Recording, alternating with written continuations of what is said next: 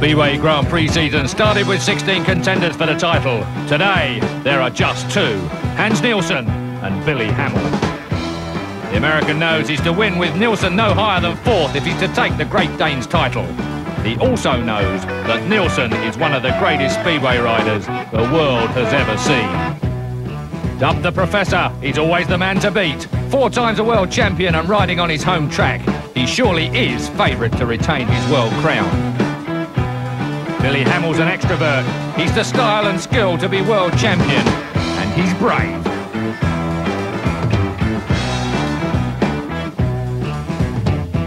Denmark's Hans Nielsen can go for the points. America's Billy Hamill has no choice. He must win.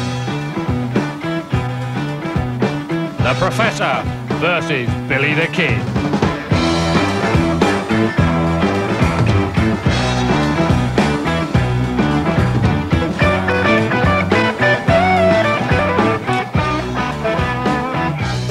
Yes, today's the day we find out who will be the 1996 World Speedway Champion.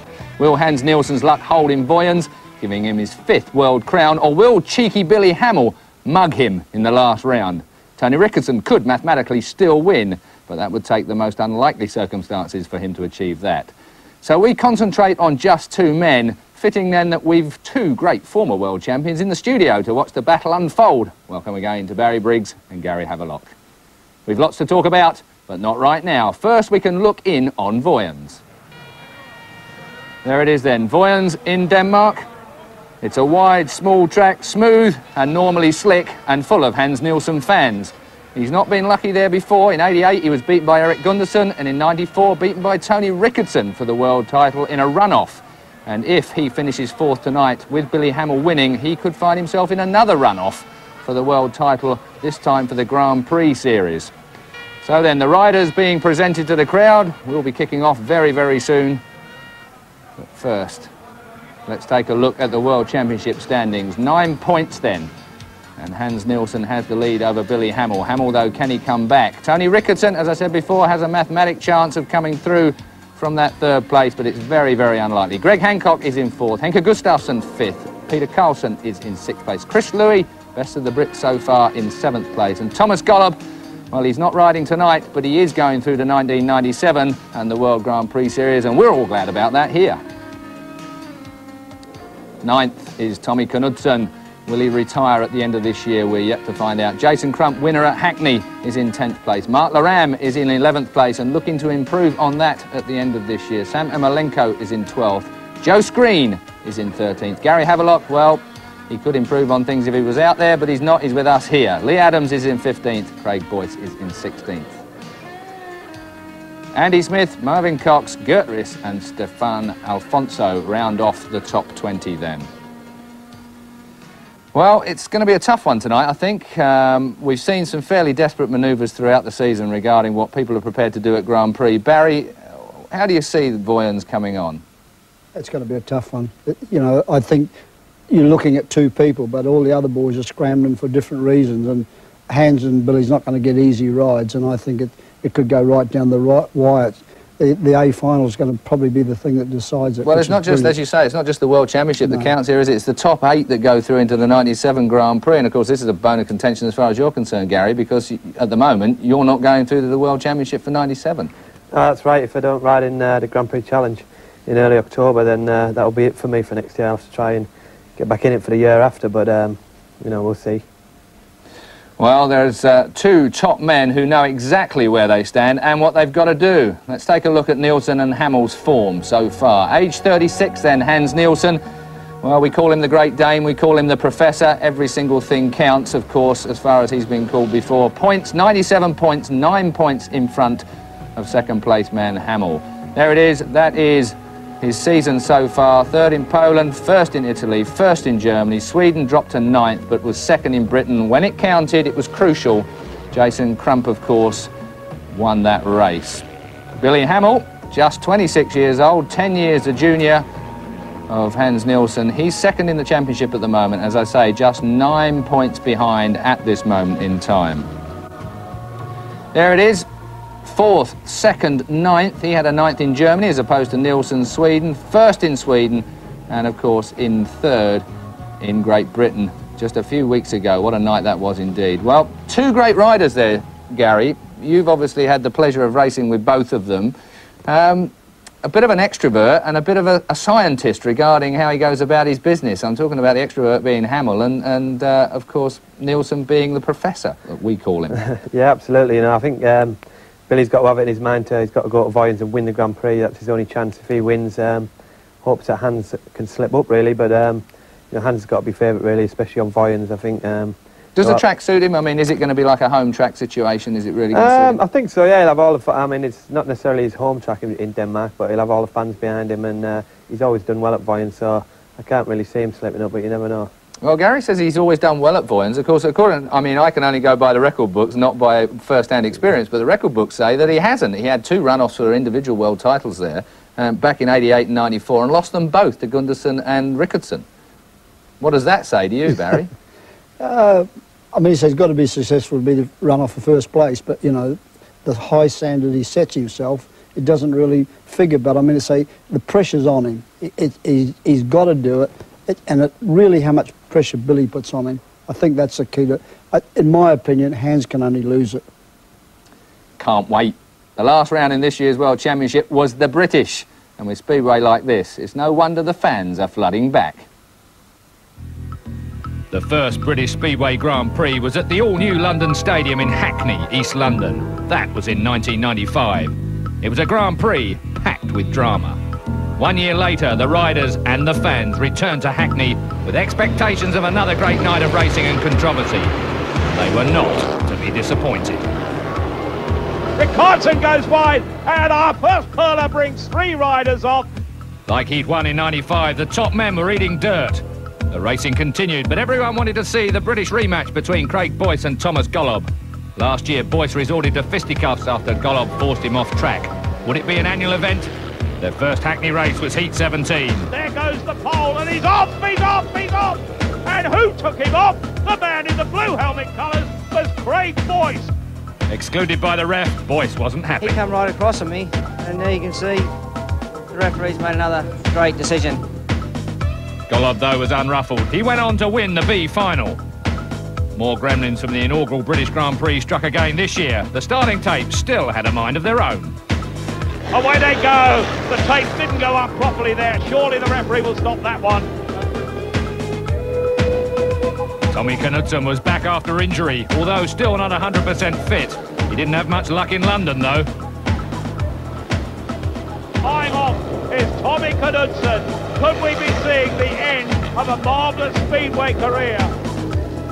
Knudsen walked back to the pits with retirement in mind. His ill-fated heat was restarted. This time it was Britain's Andy Smith who supplied another heart-stopping moment. The A final had the ingredients for a great race, but one young man was about to upset the form book. Nobody's going to touch Jason Crump out front. As Crump picks it up, he has half a lap to go before he's waving at the crowd. He's going to take the Grand Prix title. The battle is joined at the back. But Hans Nielsen's going to take second place. But look at that man, Jason Crump. Oh, tonight's absolutely fantastic. I can't believe it. I mean, at the moment I'm finding it hard to talk. My dad came from Australia and my sponsor, and it's fantastic that they're here, and oh, it's great. Can we have a bit of the credit because you were born in Bristol? No, you can't have any. Jason Crump's first Grand Prix win topped another great British Grand Prix, but Hans Nielsen left London the favourite to retain his title. Great night in Hackney. Barry, you enjoy it? Oh, super. Jason Crump, right man to win that, I felt. I thought it was nice to see the young blade coming through. What do you think, Gary? Absolutely, yeah. It's great to see young riders who are coming up and doing well, actually transferring the form into the top stage like Grand Prix racing and actually win. So let's hope we get some more young ones, and let's hope the British. Nielsen, though, he stuck it in again, didn't he? Finish second there in the A final. That was brilliant. I mean, to say he started off a little bit rough, but then he got a gift third place, and he's a fighter, and he consolidates when things are going wrong. He doesn't completely collapse. Well, we can go over to Vojens in just a moment. Our team in Vojens is Julian Ryder, Peter Collins, and taking over from Tony Millard for today, Dave Lanning. We can cross to Denmark right now. Good evening and welcome to Vojens in South Jutland, Denmark, for the 6th, the final and deciding Grand Prix in this year's series, with a big crowd being introduced to the 16 riders who are going to contest this white-hot competition in Jutland this evening. And here are the 16 riders you're going to be seeing in action in just a moment or two.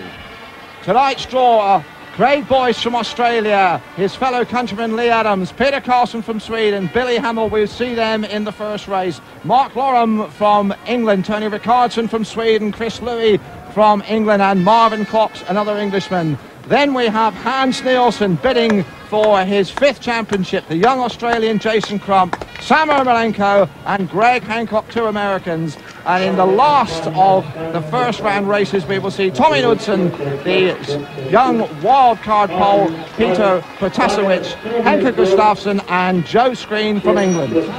And our man in the pits, Julian Ryder, spoke to Billy Hamill and Hans Nielsen earlier. Hans Nielsen, you always look so calm, so professional. Do you actually get nerves on a night like this? Yes, I do. Watch my hands shaking. I get nervous, but not excitedly nervous. I think you need to get nervous to get the adrenaline going. But I feel good. I feel enough nervous to go and do well, I hope. It's a home meeting for you, effectively. Does that give you any sort of advantage at this level? Hopefully. It's a great crowd out there. Obviously, home crowd. So, yeah, it'll be great to have them cheering me. So it'll be nice if I can win in front of them. Billy Hamill, is there a place for tactics in a meeting like this, in a situation like this? Or do you just go out there saying, I'm going to win it? Well, I mean, obviously I got to go for the win. You know, it's too early for tactics, you know, and I have to win the meeting, and Hans has got to do at least finish 4th or worse than that. And really, that's all I could bank on right now. But the gold medal's still within reach, so that's what I'm shooting for. Should hope so too, Billy. How's the track look to you? It looks like your sort of place to me. Yeah, I think it's gonna be a very fair racetrack. It's got plenty of room. It looks like they've got a little bit more dressing, a little bit more top dirt on the top than they did yesterday, which I would prefer. And it's, you know, everything's just got to be on song today, and hopefully I will do that. So they're coming up, these nervous moments before the start. The referee is the man who will start them. Once the green starting light is on, they're under orders. If they so much as touch the tapes, they are excluded. Billy Hamill from America rides for Cradley and Stoke in the British League. He really is a fiery character, 26 years old. He was 3rd in the B final last year. That's the way they'll line up. Boyce, Adams, Carlson, Hamill, all eyes on Hamill as these fascinating, intriguing opening races unfold. We will see the better starts. We will see where the racing line is. And they're under orders now. And Graham Brodie, the referee, is about to press the button to get this Vojens Grand Prix underway. They bunch in the first corner, but it is Hamill who shows. Hamill is in front from the outside. In 2nd place it is Boyce. In 3rd place it is Carlson. And Adams is at the back, and Billy Hamill is making just the start that he was looking for here in Vojens. As always, we have got Peter Collins beside me, and PC, this is exactly the start that Billy Hamill would have been looking for. Yes, Dave, that was a brilliant start there from Hamill. It's a long way to come across from the outside at this track, and he made a lovely start. The track's quite wet and sticky at the moment, but Hamill's miles out in front. And they're coming into the last lap now. The yellow flag with the diagonal cross signifies just 300 metres to go. And Billy Hamill is spelling it out here. He's built up a tremendous lead. Over the line, he wins it. 2nd place, Craig Boyce. 3rd was Peter Carlson.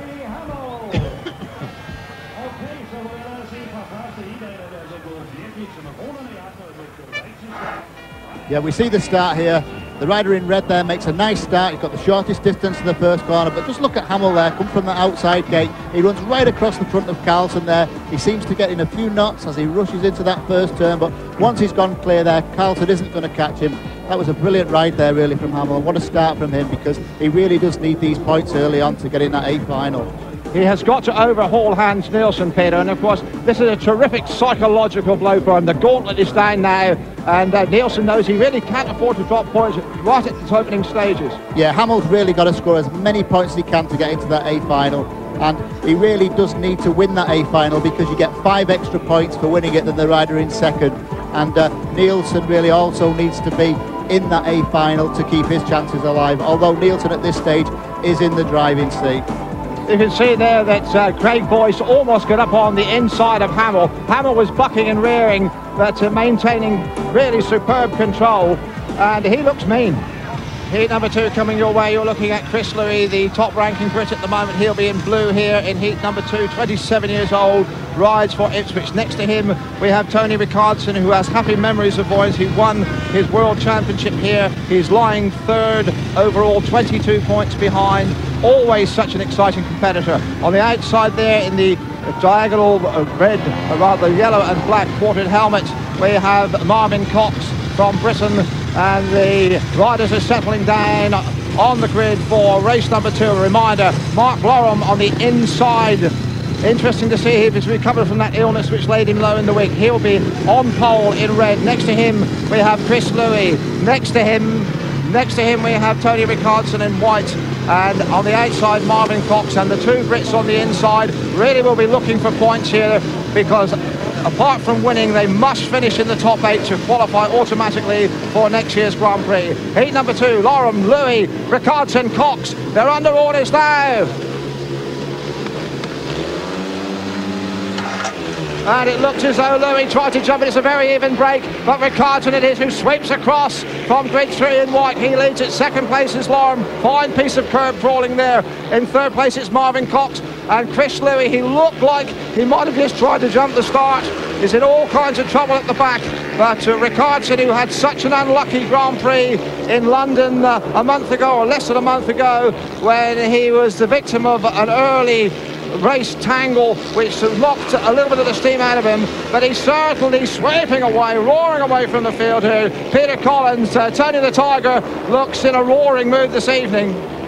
Yeah, I think this is one of Tony Ricardson's favourite tracks. He actually won his World Championship here, and the way he made that start was unbelievable, really. He was 10 yards in front as he dropped the clutch, and he really is pulling away now from Mark Loram, Marvin Cox and Chris Louis there at the back, although Louis just gone past Cox. Well, they're absolutely level, and Louis sweeps into third place. All the action around the last 2 corners. Louis gets up, it could be a critical point. No argument about the winner. Tony Ricardson made a really impressive start there. Swept across from grid 3. He wins heat number 2, 3 points for him. Second for Mark Loram. He doesn't seem to be suffering from that illness. And right on the last lap there, Chris Louis got up to seize what could be a critical point. Peter. Yes, Dave, look at that start there.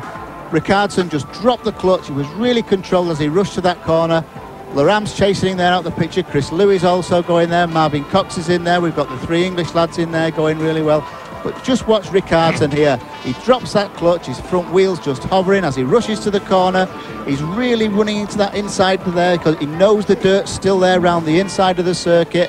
Mark Loram's got a good line also. He's in pursuit there, Ricardson. But Ricardson made an absolutely brilliant start there. Race number 3, and into this white-hot arena.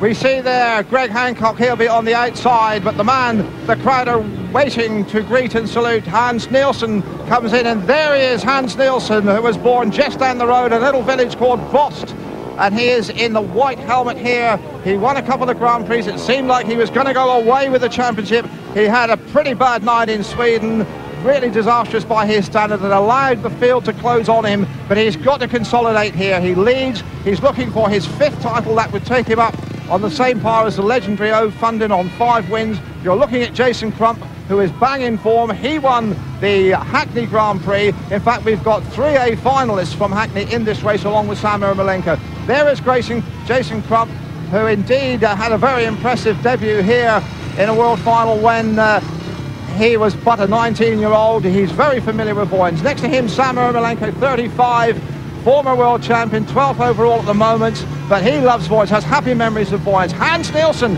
comes out of grid 3, and he loves to put himself about at the first corner. He loves to go into those corners and command. He's a commanding rider. He's big, he's strong, he's wiry. He puts himself about, but he's got Greg Hancock outside, a teammate, of course, of Hamill. Hancock's in 4th place, but he really cannot look to overhaul Nielsen overall in the standings. He's on the outside, so this really is potential packed. Heat number 3, Crump Ermolenko, Nielsen, the series leader, and Hancock on the outside. Here we go, heat number 3.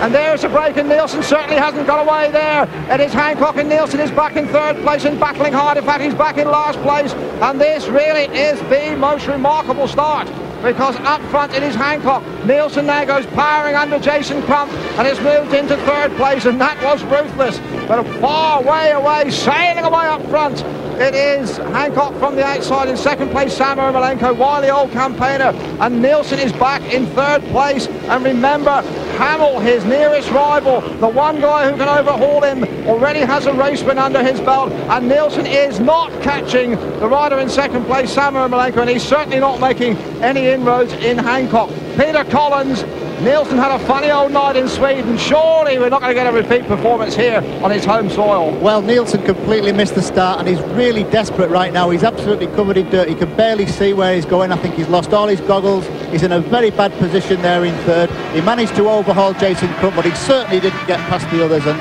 what a bad start for Nielsen. He's got to do better than this. Well, there is Hancock. He's done his American teammate a big favour here. Here's the start, and here's Peter Collins to read you through it. Yeah, there's Nielsen in the white helmet. He's all completely out of control there. He's lost his front wheel. He seems to have gone in the complete wrong direction there. You can see there's all sorts going on in front of him, but Hancock's made a beautiful start there. He's out where all the grip is. Nielsen's on the outside. You can see him taking goggles off there, but he really is struggling there at the back.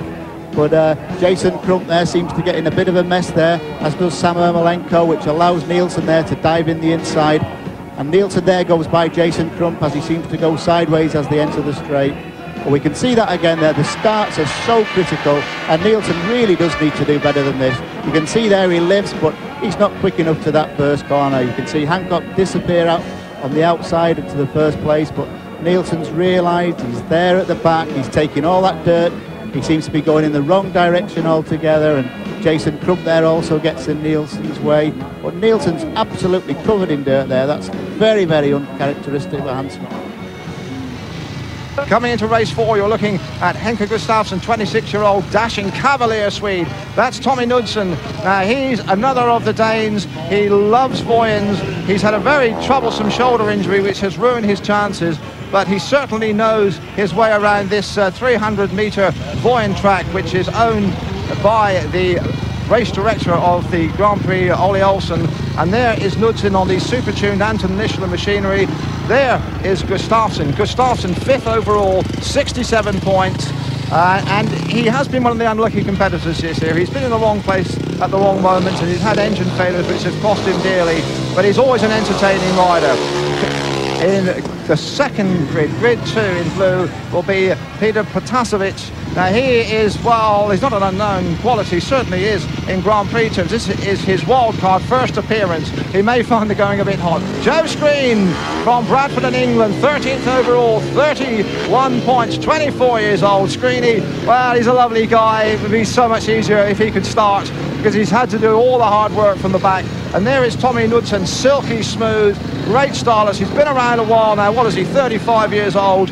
And he would have been really up in the rostrum places, one feels, apart from that shoulder injury sustained in a harmless-looking fall in Lonigo. He's on the outside. Now, his bikes are normally crisp and sharp as a Benny Goodman solo. We'll watch him from the outside here, because the outside grids have been the better ones, and away they go. And it's a very even break, and Knudsen certainly hasn't made the start. It is Gustafsson who's got away from the inside. That's a surprise. 2nd place, it is Joe Screen who rears and lets Protasevich through into 2nd place. And well, the major surprise here, Tommy Knudsen at the back. He's at the back, but look who's up front. And the battle now on for 2nd place. Gustafsson has time to look back over his shoulder. He's built up a 30-metre lead. Protasevich, the young Pole from Wrocław, where in fact he's a teammate of Tommy Knudsen. And Joe Screen looks back, and I think, Peter, it has to be said, we thought Tommy Knudsen may have been over his injury, but it looks like he really is. He's pulled up now, and he looks really to be out of contention. Yes, you know, he's had a really bad collarbone break, and he's had about 3 operations. We saw him at Hackney about 2 or 3 weeks ago. He really struggled. He's still not over it, and it seems now as though he's still suffering really badly from that. He's just cruising round at the back, and Henrik Gustafsson now has opened up a massive lead over Protasevich and Joe Screen at the finish. Well, that really was the most dominating ride by Gustafsson there. He got out from the inside. The inside gates have not been that beneficial. He got away there, and that really was a commanding lead he built up. He absolutely controlled heat number 4. Here's Peter again with the restart. Yeah, you see Knudsen there. He's got hold of the clutch there. He's feathering that. He's lifted slightly too much. He's looked very, very stiff on his shoulders. And he's looking across already. He realised he's missed that start altogether. There's nothing he can really do apart from cut back to the inside. But at this stage, it's too late. They've all gone by. He seems to be having all kinds of problems getting the bike to turn there. 1 minute he's sideways. The next minute he's going straight. And that's a real characteristic of weak shoulders. And a broken collarbone will give him exactly that. And he'll be riding, protecting himself with that injury. You can see him again on the outside. Real bad start, but Gustafsson there in the red helmet, determined first corner. Protasevich there in the blue, sails into second place, although Screeny there comes round the outside. The English lad there, Joe Screen, although he seems to lose a lot of ground there when that dirt hits him. And as he pulls his tail off there, Protasevich goes by to take that extra point from Screen, and that's how they finished.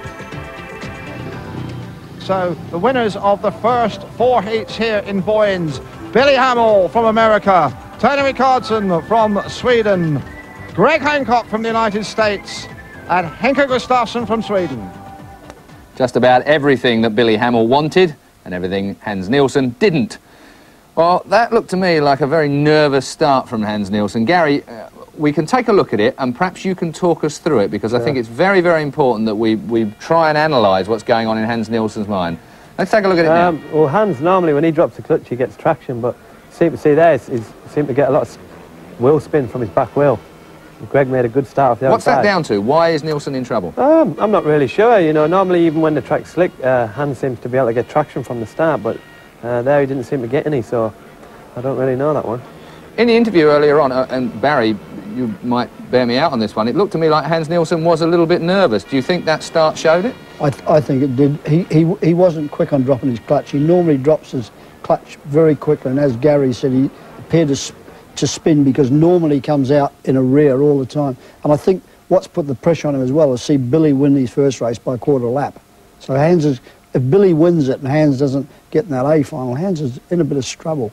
Would you say that was a major faux pas from Hans Nielsen there, not actually getting that one away perfectly, the first one, the opening ride of the night? I think it will be, but I think if anybody can handle that and carry on and come out and win his next couple of rides, it's Hans. You know, he's always there or thereabouts, and he knows how many points he needs to get into the A final. You know, probably 11 or 12, and quite sure he's going to aim for that.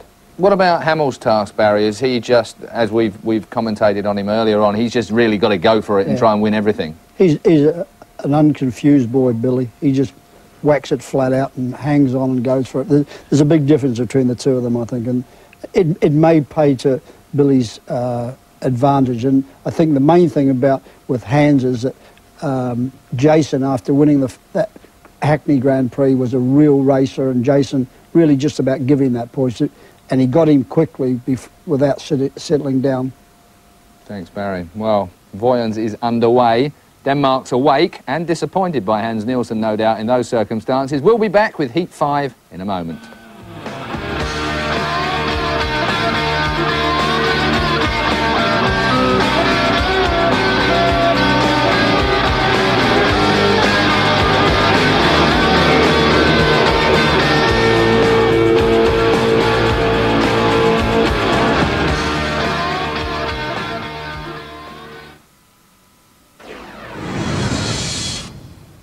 A club renowned for its attacking flair. That's a three-header. Post-Premiership new boys Leicester, a team determined to prove they have the quality to succeed at the highest level. Magnificent goal. Martin O'Neill leads his men to White Hart Lane to face Spurs on Ford Super Sunday this Sunday live on Sky Sports 1. Just part of a great weekend of football on Sky.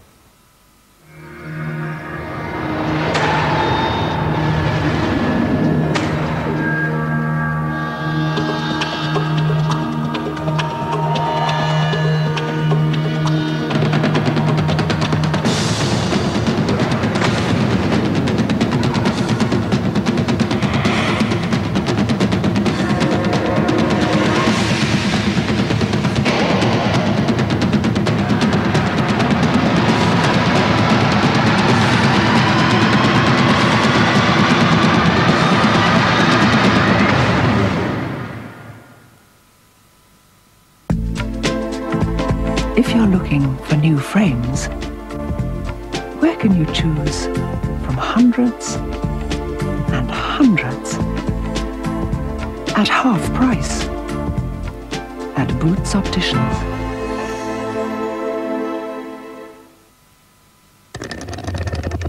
If you're not registered to vote, you can't have a say. Your council will send you a form. Just what makes that little old ant think he can move a rubber tree plant? Anyone knows an ant can't move a rubber tree plant, but he's got high hopes, he's got high hopes, he's got high apple pie in the sky hopes. So anytime you're feeling low, instead of letting go, just remember that ant. Whoop, there goes another rubber tree plant.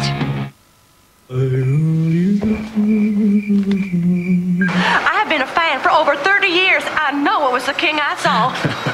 I've been talking to him on the CB. The king, he's alive. Oh, man. I saw. Yeah, it was him. He was abducted by rock and roll loving aliens. The spelling on the headstone indicates that, yes, the king is dead. I'm not dead, baby. I'm just having a break. I have a break. I have a Kit Kat. If you've ever been fascinated by the dark side of human nature, we have someone you need to meet. You look like a man whose conscience is bothering him. I'm glad you know what a conscience is, Jim. You know, since you don't actually possess one. Prophet. I've been meaning to get one. I've just been so tied up with work lately. Coming soon to Sky 2.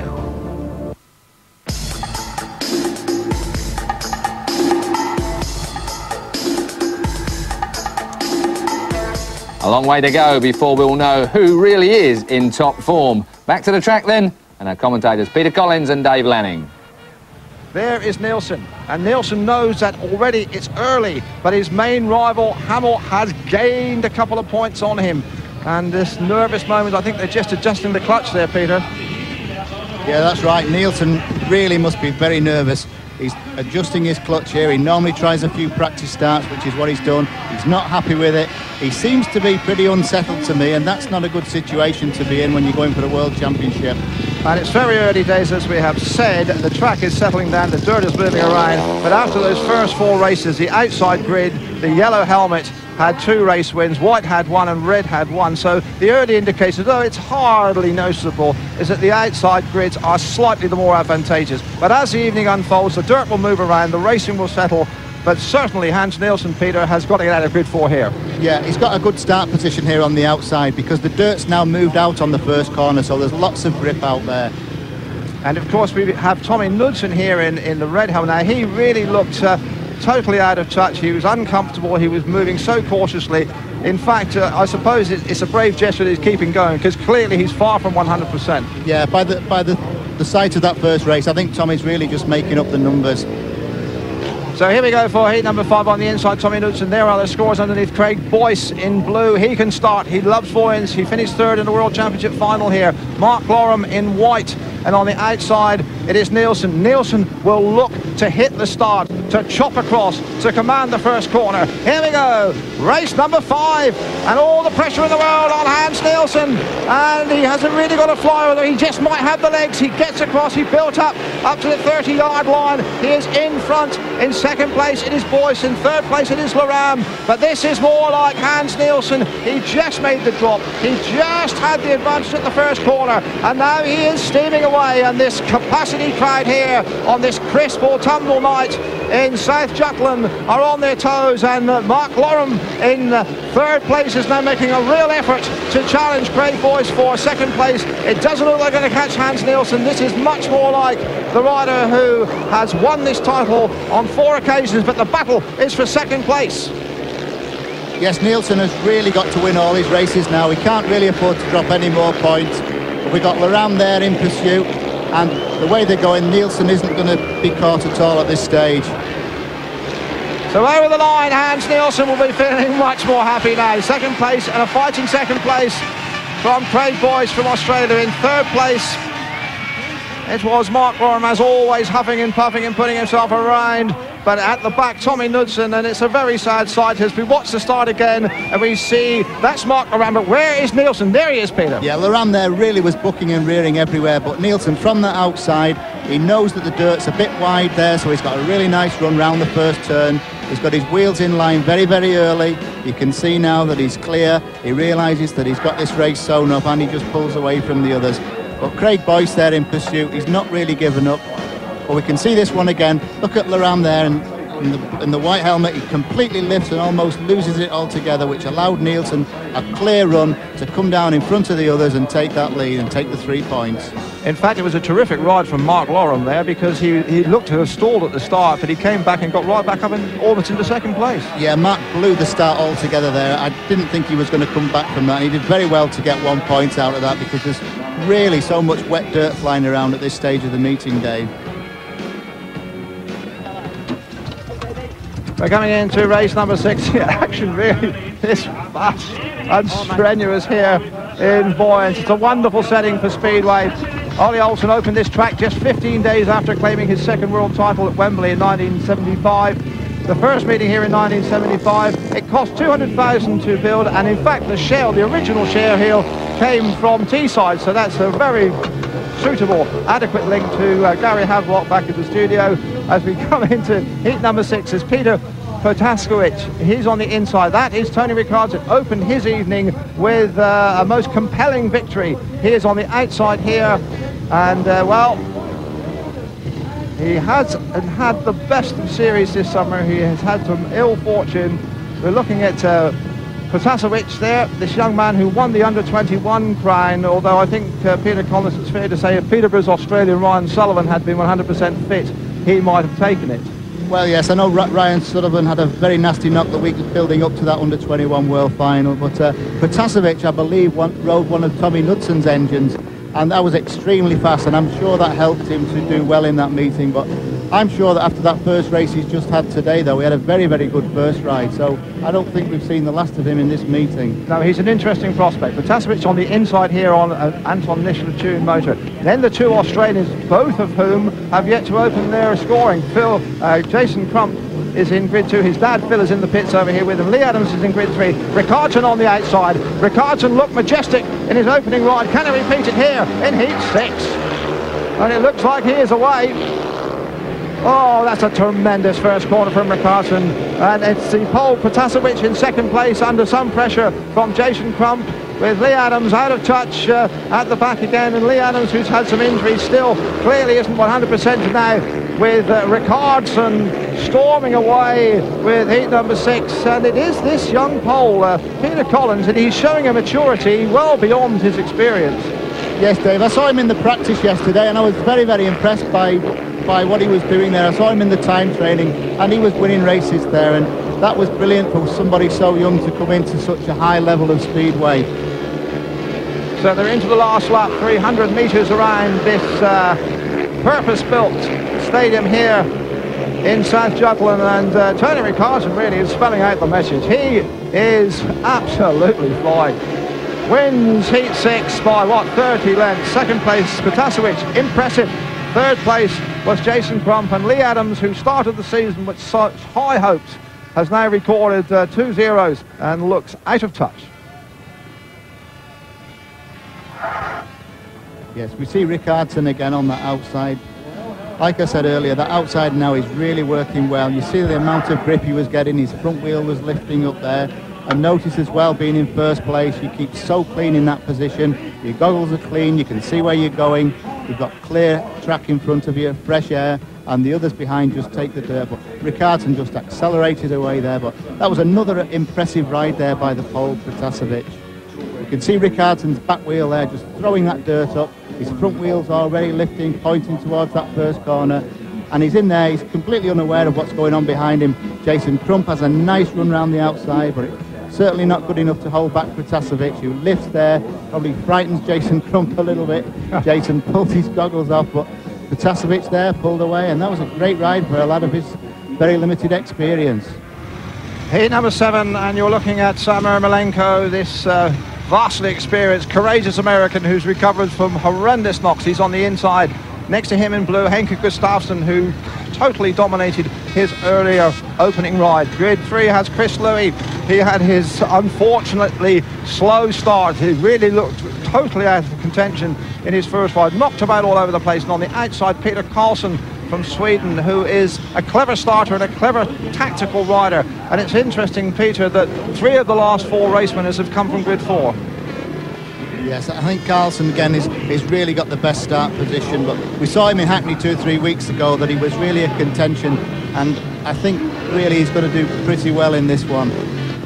So the lineup, Ermolenko on the inside, Gustafsson really right across on his right shoulder in Grid 2. You can see there's hardly room for a wafer between them. Louis in Grid 3, Karlsson's on the outside. This is heat number 7, and the starting line marshal not too happy. They really are tightly up together on the inside. They're Ermolenko and Gustafsson. One rather gets the feeling that elbows are going to fly. It's going to be a charge of the heavy brigade here. Heat number 7 coming your way, and this time from the inside, Ermolenko and Gustafsson, and that was a very bold corner, and coming around the outside there, and that again was tremendous cornering from Peter Karlsson, because we were watching the action with Ermolenko and Gustafsson knocking great lumps off each other, and Karlsson saw his chance. He got round the outside, and that really was a breathtaking piece of cornering, Peter. Yeah, Karlsson's been showing flashes of brilliance in the last few Grand Prix, and I think really that first ride he just had was a bit uncharacteristic from him. He's really starting to get going now, and the outside gate came just at the right time for him, and he made full use of that, and what a lovely first corner he did. It seemed as though the riders from the inside had got the drop, but Karlsson saw his opportunity. He hit exactly the right place, and he's in front now, and he's controlling heat number 7, and it's Ermolenko in second place, and Gustafsson, so dominant in his early race, could only finish 3rd there, and Chris Louis is at the back, and Peter, it's not looking to be a particularly rapturous night for Master Louis. No, that's a real shame for Chris Louis. He's actually the top British rider in the Grand Prix standings at the moment, and he really does need to do better than this, and that's another bad ride from him. But we can see Gustafsson there on the start. Ermolenko really gives him a bit of a push there when he got to the corner, but Gustafsson almost takes Karlsson's back wheel there. He has to take evasive action, which allows Ermolenko to come through, but Peter Karlsson really controlled that first corner. And we can see it again there. Karlsson's just gaining speed as he rushes towards that corner. The others are starting to turn earlier than he. When he gets to the corner, he's got that nice bit of grip on the outside. Gustafsson almost runs into his back wheel there. Very, very lucky to stay on there was Gustafsson, but Karlsson was away, and that was a nice 3 points from him. Heat number 8, and we have the 2 American compatriots, Billy Hamill, and all eyes will be on him on the inside. There is Marvin Cox in blue out of grid number 2. Grid 3 has Greg Hancock. Both the Americans stupendously impressive winners of their first ride, and Joe Screen is on the outside, normally not the most electric of starters, but the outside grid has won 4 of the last 5 races. It really has been the dominant grid. Maybe old Screeny, Peter, can get away here. You know the lad, but why can't he start? Let's just hope Screeny can make amends and do a real good start from the outside. Well, he's certainly got 2 very, very lively Americans inside him. There is Hamill. He is in pole position. Next to him, Marvin Cox. Grid 3 has Hancock. Screen on the outside. Hancock doing the kidology, holding them up here while he settles down. The referee, Graham Brodie, will hit the green light. The green light is on. They're under orders for heat number 8, and away they go. And Joe Screen certainly hasn't made the start. It's the Americans who get away. Inside Hamill, second place. Going hard around the outside now in white, Greg Hancock. Hamill's aware of the danger. Screen is riding boldly, courageously, making the Americans aware of his presence, and he's moved through into second place in the most courageous fashion. Joe Screen really putting himself around. For Britain, he has split the Americans. He has relegated Hancock back to 3rd place, but it's Hamill in front, and Hamill going for his life and going for the gold medal. Well, that was more like it there from Screeny. I mean, he's really in there. He's managed to get past Hancock, which is great news for him. But we've got Hamill there in front. He really did make a nice first corner. He hadn't got the best line there as he rushed to that dirt, but he managed just to get there first, and he's pulled away, and he really needs these 3 points.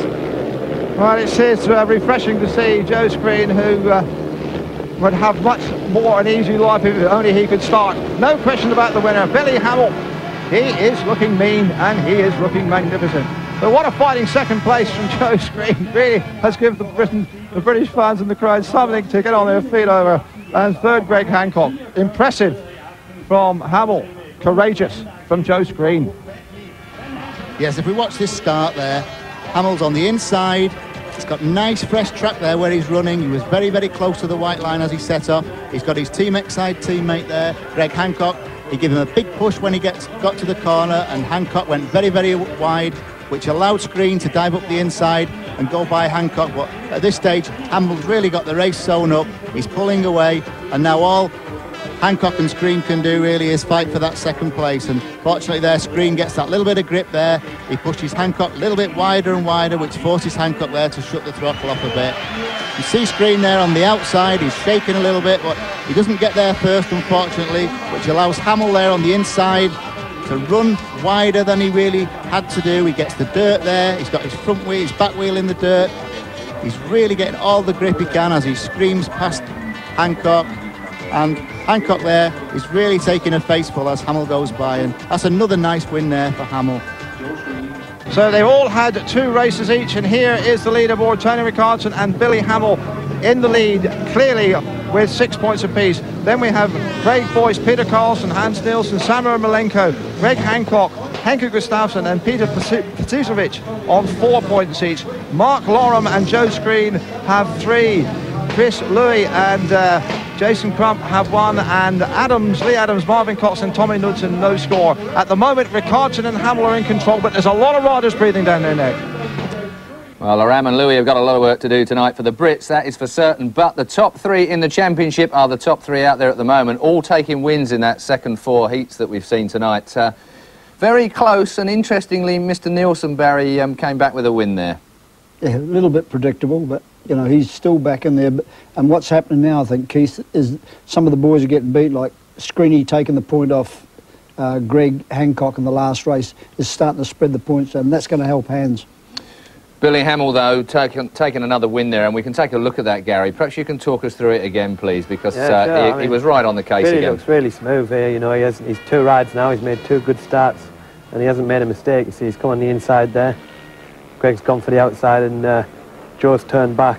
But no team riding then this week? No, I think it's a bit too early for that, like. But no, but say Billy looks really smooth. His Ronfelt gem looks to be really flying, and you know, hopefully if you can string another few of them together, it's going to make it very, very interesting at the end. That heat of Hans Nielsen's, that heat 5, would you have said that was a fairly weak heat for him? Would you have said that was a fairly easy heat? I think it was an important heat. It was a heat that Hans needed to win. If he'd have got another 3rd or a last in that, you know, the pressure would have really been on. But you know, Hans is the type of person who responds to pressure, and you know, whether he needed to win it or not, he went out and he did it, and he's back in it.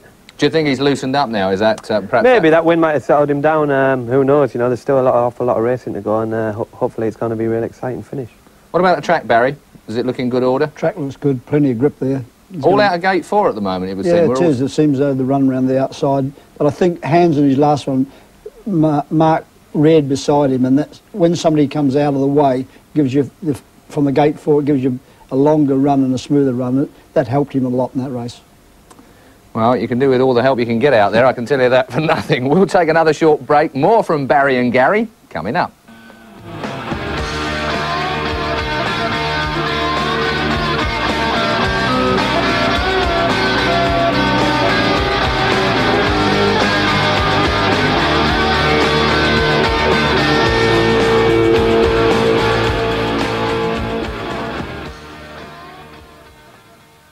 You're watching Sky Sports 1.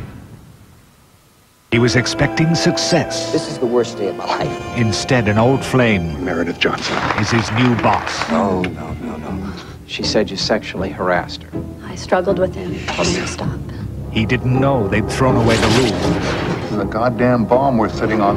Now he's nothing left to do but fight. They're setting me up. Demi Moore. You have no idea what you're up against. Michael Douglas. We'll see. Disclosure premieres next Saturday at 10 on Sky Movies.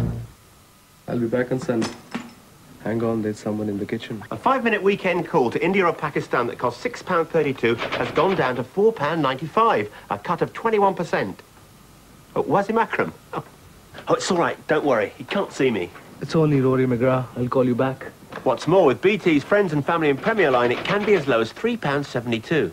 You know, I think I'm better than Bob at this. Less predictable. Ring 0800 003 800 to see what you could save.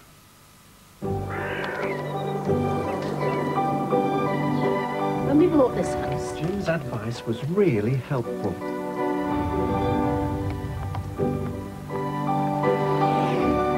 and when we had the twins, Jim helped us to work things out. Jim's a vital part of this community. He's not a doctor or a teacher. Actually, he's an insurance man. What makes me different is I work for Royal London. I come from round here, so I know these people really well. And because I know them better, I can advise them better, which is why I've got a few satisfied customers. Royal London, on hand for a lifetime's insurance needs. 1 person in 10 uses their left hand. Some people have no fear of heights. Everyone can do things that the next person can't. Everyone finds beauty in a different kind of face. Everyone is different. That's why Bupa now offers you the Health Fund, a reward scheme with a choice of extra benefits. You're amazing. We want you to stay that way. gotta go. Are you all right? No. Hello. Hello? Hello. Accident and emergency. Yeah, no problem. Mary. Gary, where are you? Room 1. He's gone. What do you mean? I don't give a... Sorry? I'll be right there. When? My own. Yes, it is. Why didn't you come here? I don't see what choice I have. If you want to know what they're all talking about, switch on to Carlton Select, only on cable. And what did you do? I sminted myself. In public?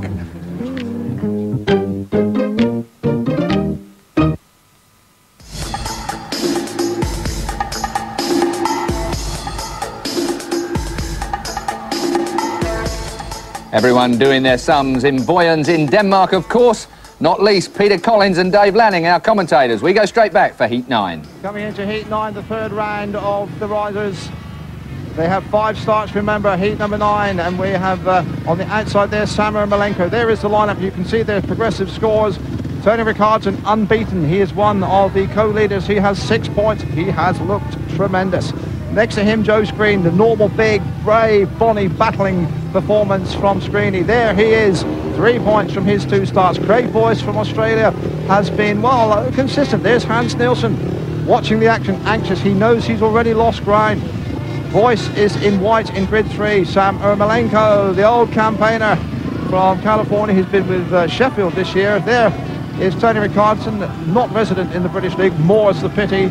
Formerly with Ipswich, but he is an exciting campaigner, a real thrill merchant, a crowd pleaser of the old tradition. He is on the inside on pole. He has gated particularly well. That's been a real feature of his Speedway. It is not normally one of his strong points, but he has looked good from the start tonight. He's on the inside here. The outside grid has won 4 of the 8 races we have so far seen. It has been the favourite, but we've had 2 race winners from the inside, and that man there, Ricardson, is on the inside here as they settle down for heat number 9.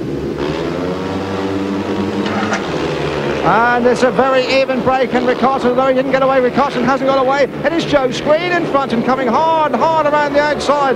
It is Ermolenko, and now Ricardson has work to do, and that was a really crafty old piece of cornering from Ermolenko from the outside. It's certainly helpful coming from grid 4. We have seen the dirt is out, middle and outside PC, and a guy like Ermolenko with his experience knows just where to hit it and just how to use it. Yes, Dave, you can see what's happening.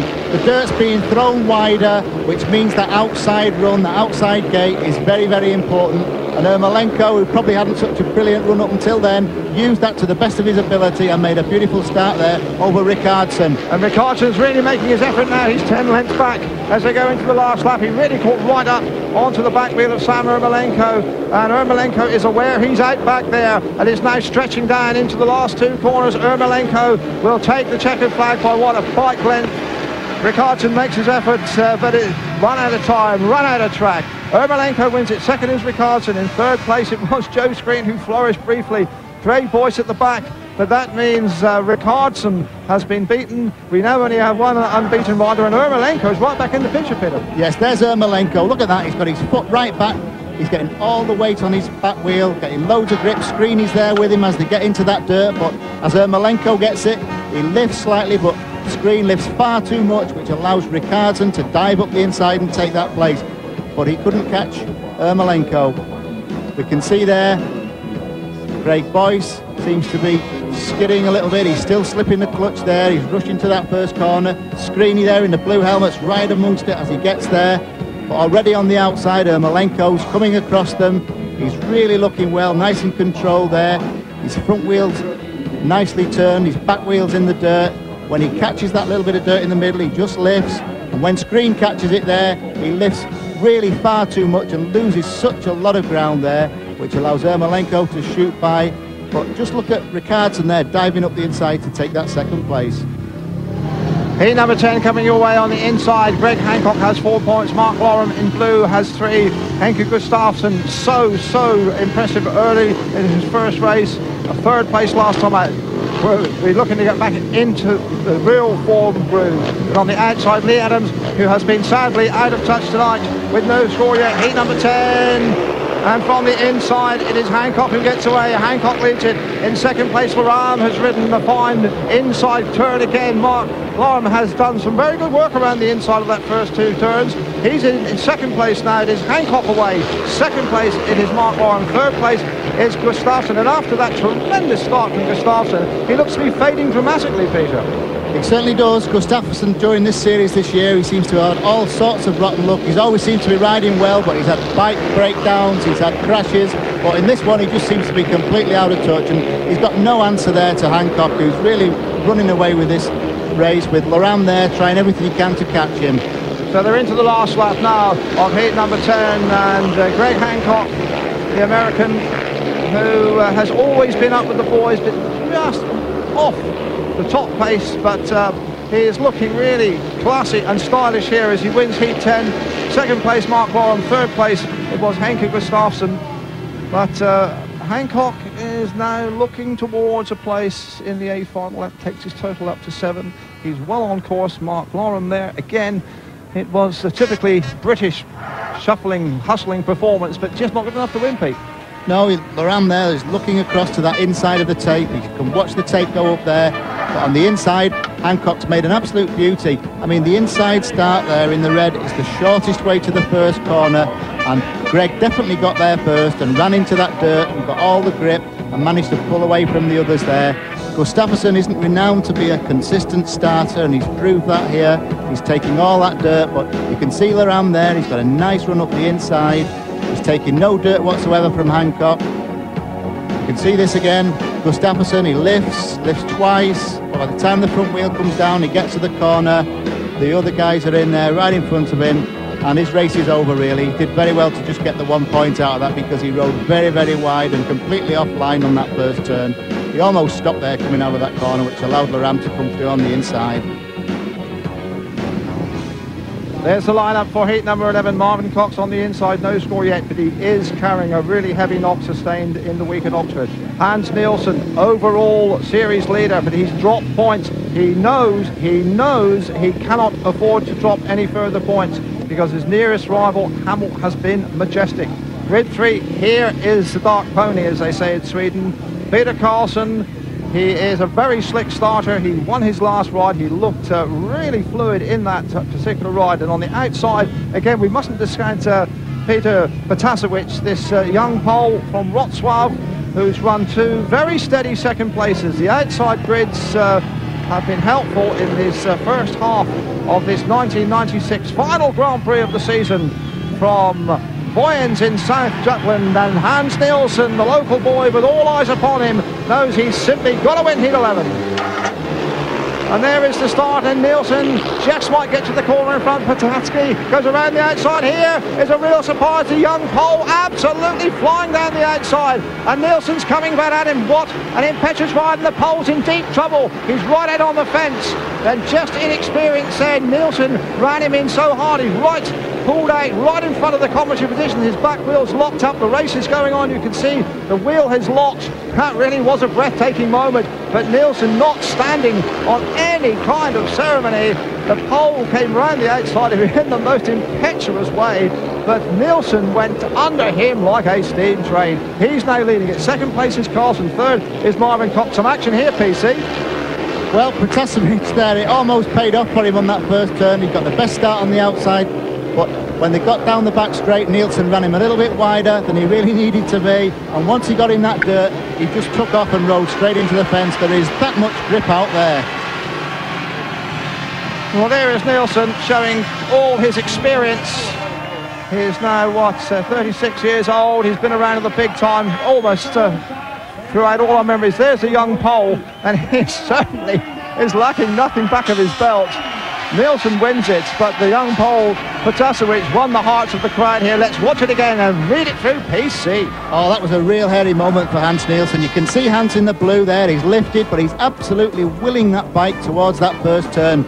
But Protasevich on the outside, he's made a lovely, lovely start there. He's in that dirt, he's in all that grip, and Peter Carlson's almost using that the same way, but Nielsen's having to ride the inside, which is rather inconsistent there. There's not quite so much grip down by the inside, but Protasevich is out of the picture there in all that dirt, but as they get onto the straight, you'll see him suddenly appear as he comes around the outside into that second bend. Nielsen rushes in there, and Protasevich is perhaps just a little bit too wider than he should be. Once his back wheel catches that dirt, the bike just straightens up and off he goes. Look at that, straight out of the position, straight out of the picture, straight in towards the fence. And he actually rubbed his silencer off the bike, I think, when he actually hit it, which completely locked the back wheel up altogether. So the result of that thrilling heat number 11, a win, an important win for Hans Nielsen in blue, the first winner in a blue helmet tonight. Second place was Peter Carlson, and third Marvin Cox in red. Great stuff in heat 11. Heat number 12, and tragically out of touch, Tommy Knudsen just going out of our picture there. We look across to the man of the moment here, Billy Hamill, unbeaten with 2 race wins and closing the gap on Hans Nielsen, really putting massive mega pressure on the Great Dane. In white it's Jason Crumpet on the outside, Chris Louis, whose evening hasn't started yet, just a point there and a lucky one at that as I recall, but he's on the outside here. But Hamill in grid 2 will be the focus of attention here in Vojens, heat number 12, and Hamill has got away beautifully. Hamill has made a flyer. He leads it. Second place, Crump going hard, hard, hard. Around the outside is Chris Louis, getting absolutely nowhere, overcooking the turn, and he's tailed right off at the back. He is having an absolutely calamitous evening.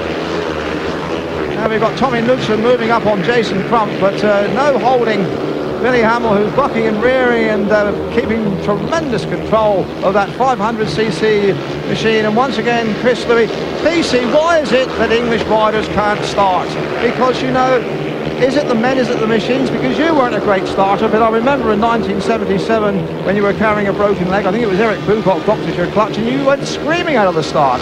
Well, I think I made every start really because I've got a broken leg, you know, but you can't go out in every meeting with a broken leg. But Billy Hamill really made a beauty, but poor old Chris Louis, he was with him on the first turn, but when he got to the dirt, he got in all kinds of knots. Well, he's certainly got a broken heart there, lost again, but the third successive win for Billy Hamill. He wins it. Second place was Jason Crump, third was Tommy Knudsen, and Louis way at the back, having ridden really a dreadful first couple of corners. He won't be keeping this one in his video library, Peter. Yeah, just watch Billy Hamill here, Dave. He rushes to that first corner, he crosses the slick part of the track on the inside where there's no dirt, he hits that dirt. Well, look at Chris Louis on the outside. When he hits that dirt, instead of using it to propel him out of the corner, he just completely got crossed up there and allowed everybody to pass him up the inside. And unfortunately, really, you've got to do better than that on the first turn to win races. They've had 3 starts each, and here is the leaderboard. In front, but only 1 point ahead, we have Billy Hamill. Then we have Tony Ricardson on 8. Hans Nielsen lurking dangerously on 7, along with Sam Ermolenko and Greg Hancock. Peter Carlson, by no means out of the picture. He is on 6. We have Mark Lorem and Henrik Gustafsson on 5 apiece. Then Craig Boyce on 4, Joe Screen on 4. The pole, Peter Protasevich, he has 4. Jason Crump 3, Chris Louis 1, Marvin Cox 1, Tommy Knudsen 1, and Lee Adams yet to score. But those are the leaders, and the 2 riders who can win this title are talking to Julian Ryder. Hans Nielsen, 2 good wins, but what happened in your first ride? I just simply made a bad start. I was spinning out from gate 3. That's rather slick from there. So just a bad start, last into the corner, but at least I got past Ermolenko. So I was quite glad in the end to get away with 1 point from there. So your objective, which has to be the A final, obviously not damaged. Absolutely, yeah. I mean, if I can do reasonably in the last 2, maybe a win and a second or something like that, then I should be in there. And Heat 16 looks a little interesting. Absolutely, and if I can get away with that, from that with 3 points, then I've got a good chance for that A final. Billy Hamill, all going according to plan so far. Yeah, so far so good. I got a really tough heat in my next one, obviously meeting Hans and Tony on the inside gates. I got my work cut out for me still, but I'm enjoying it out there. I really, I'm getting comfortable with the track now, and I've had a few races to take a breather, but the track's changed so suddenly from the beginning. What's happened to it? Well, it's just the dirt's turning over, and at first it was really loose, a little bit ruddy, very difficult to ride. And now it's turning over, and you're getting a slick line, and then you're getting a dirt line on the outside. So I think it's going to be some exciting racing. Glad about that. 2 points then separate the top 5, and it's getting closer, not wider apart of the top. It's a great race meeting, isn't it? It really is shaping up. Yeah, it's shaping up exactly how we liked it to, really, to come to the bar nicely, and hopefully it'll keep us on our seats right to the end. Heat 11, Hans Nielsen, for me, was the heat out of that last 4, and as much as that he came up against Protasevich, who really is a wild card. I don't know too much about him here. We can take a look at it now. Protasevich was determined to make a name for himself in this, and Nielsen, well, he showed mettle, didn't he, Gary? Talk us through it. He did, yeah. You know, Hans, you can see down the inside, didn't make a great start. He's only probably level with the other guys, but the Paul on the outside, he's made a flying start, and he's gone for the dirt line on the outside now, which is developing, and you know, he's getting a lot of drive there, and I think maybe a bit too much. Hans Nielsen seems to have regained all his composure now, Barry. Yeah, he's set sail again. He pushes the Polish boy going to this next corner, takes him a little bit wide. A bit disappointed in this position because Carlson's close enough, I thought, to get on top of Hans a bit as well, but he left him a lot of room. But the Polish boy goes in too tight. Hans moves him over a little bit, and that's the problem. But it was clever. Are they scared of Hans Nielsen, Gary? I don't know. I mean, you've seen that race there. What Barry said, we were just talking about that before. You've seen Peter Carlson, and it looked well clear, like he could have, you know, dropped it on Hans and got into second place. He does it week in, week out. Wolverhampton, you know, moves people out, but it seems that when they come up against Hans, they don't seem to be able to want to have a go.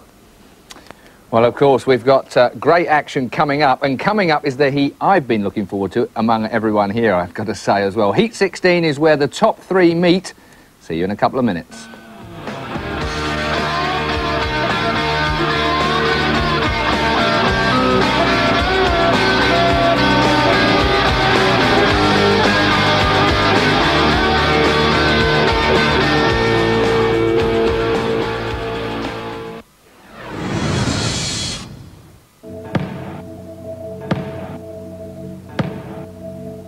Basketball. Forget Uncle Sam, New York, popcorn, Hollywood, Route 66, hot dogs, Cadillacs and cowboys. Think Manchester, London, Newcastle, the Towers, the Giants, the Bullets, the Leopards, Birmingham, Sheffield. It's about Big Ben, Bobby's on the beat, Bulldog spirit as hard as hardcore, as large as the cock. We're making this basketball British. The London Towers versus the Manchester Giants, Sunday at 7 on Sky Sports 1.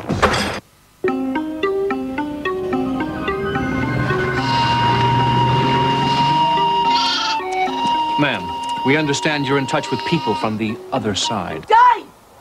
Die! Put these away for me, Die. Is it true you're in touch with the other side? Oh, yes. Oh, Mrs. Jones, 7's the post. They may be in a faraway place now, but that's no problem for me. Can you demonstrate your ability to contact the others? If you like. You use a mobile phone? Oh, yes. With the Vodafone digital network, you see, I can easily reach people on the other side. Or Festiniog, Betrasacoid, Llanfair, Pwllgwyngyll, Goger, Gwynrobert, Llantysilio, go, all over the place. Will you? I have a couple of funny city folk here. Could you have a word? I guess we'll have to keep on looking. The Vodafone network. You are not alone. Yeah, Rover 600, automatic. Nightfire red. 14 months old. Leather seats, beige to match the interior. Yes, we've got one. Has it got the walnut dash? At Rover dealers, we believe you should have the same choice of used cars as new ones, which is why every dealer has access to thousands of quality-checked used Rovers. Yeah, what's this about you writing off CJ's Rover? Including just the one you need.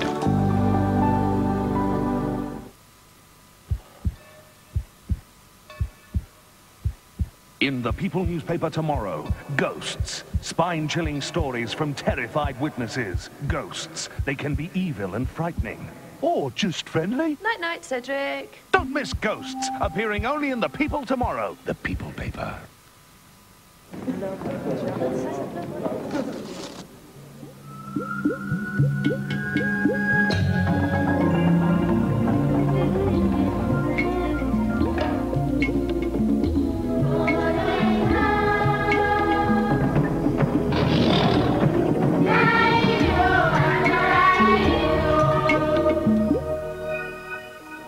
You've just had a bounty. Bounty. Taste the exotic.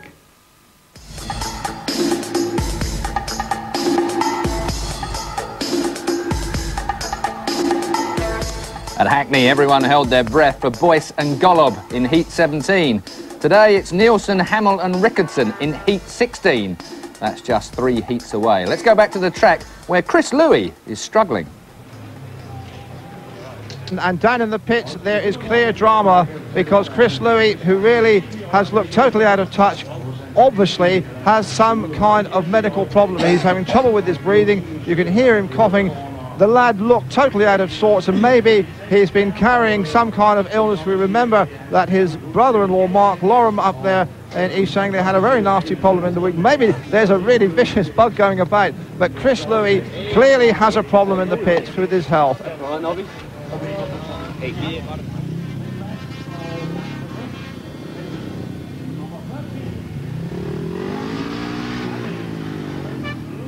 There is the lineup. There are the scores. Louis on 1, Hancock on 7, looking for a major final place. Protasevich on 4, and Boyce on the outside on 4. Here we go for heat number 13.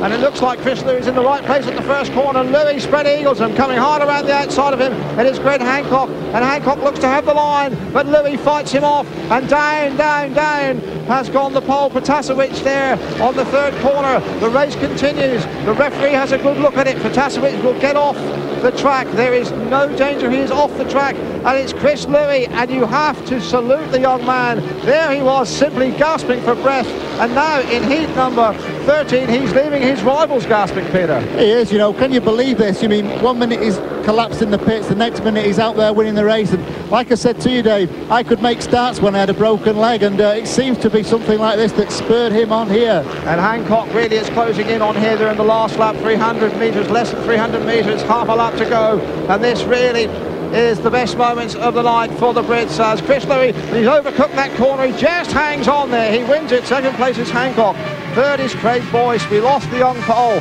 and that really is a very, very big-hearted effort from Chris Louis. We saw him suffering. The lad was struggling to breathe, but he's left this crowd breathless.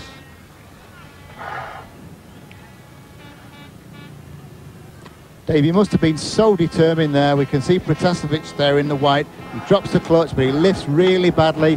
But you can see Chris Louis here. You can see Greg Hancock come into the picture, but Chris Louis on the inside there has a bit of a knock from Hancock, but he rushes really as fast and hard as he can go into that first turn. The track's just been graded. You can see all that dirt there round the inside, and he certainly realised that that's there, and he's used it to his full advantage. He's got the wheels in line early, and this is a much, much better first turn than his last ride. I mean, Hancock looks at this stage as though he's going to pass him, but when they rush down towards the third and fourth turn, Louis goes really tight into that corner. He really goes in hard. He's using all that dirt that's been pulled back. You can see Protasevich there sliding out of the picture. But we can see the start here again. Hancock really makes a nice start in the blue, but Louis in there, and Louis uses that dirt that's been pulled back. He uses it to the full advantage. He's getting so much grip as he comes out of that corner. At this stage, you think Hancock's going to take this one, but Louis rushes in so hard, he really leaves Hancock breathless at this stage. When Louis hits the dirt, this time he manages to turn the bike without getting in trouble, and he goes off to win. Heat number 14 coming your way with Ermolenko on the outside. among the walking wounded. Lee Adams, Tommy Knudsen, Marvin Cox and Ermolenko on the outside as they hit the first corner.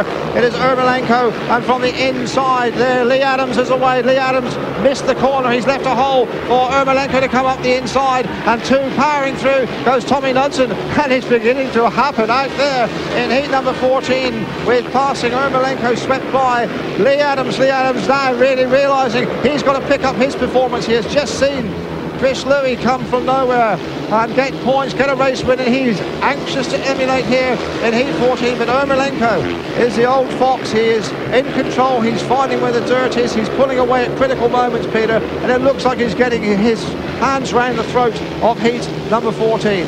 Yes, Dave, Ermolenko really is right back in the picture. I mean, this win will give him another 10 points onto his 7 that he's already got. So he's really looking at an A final place the way he's going, and he's looked very, very dominant tonight.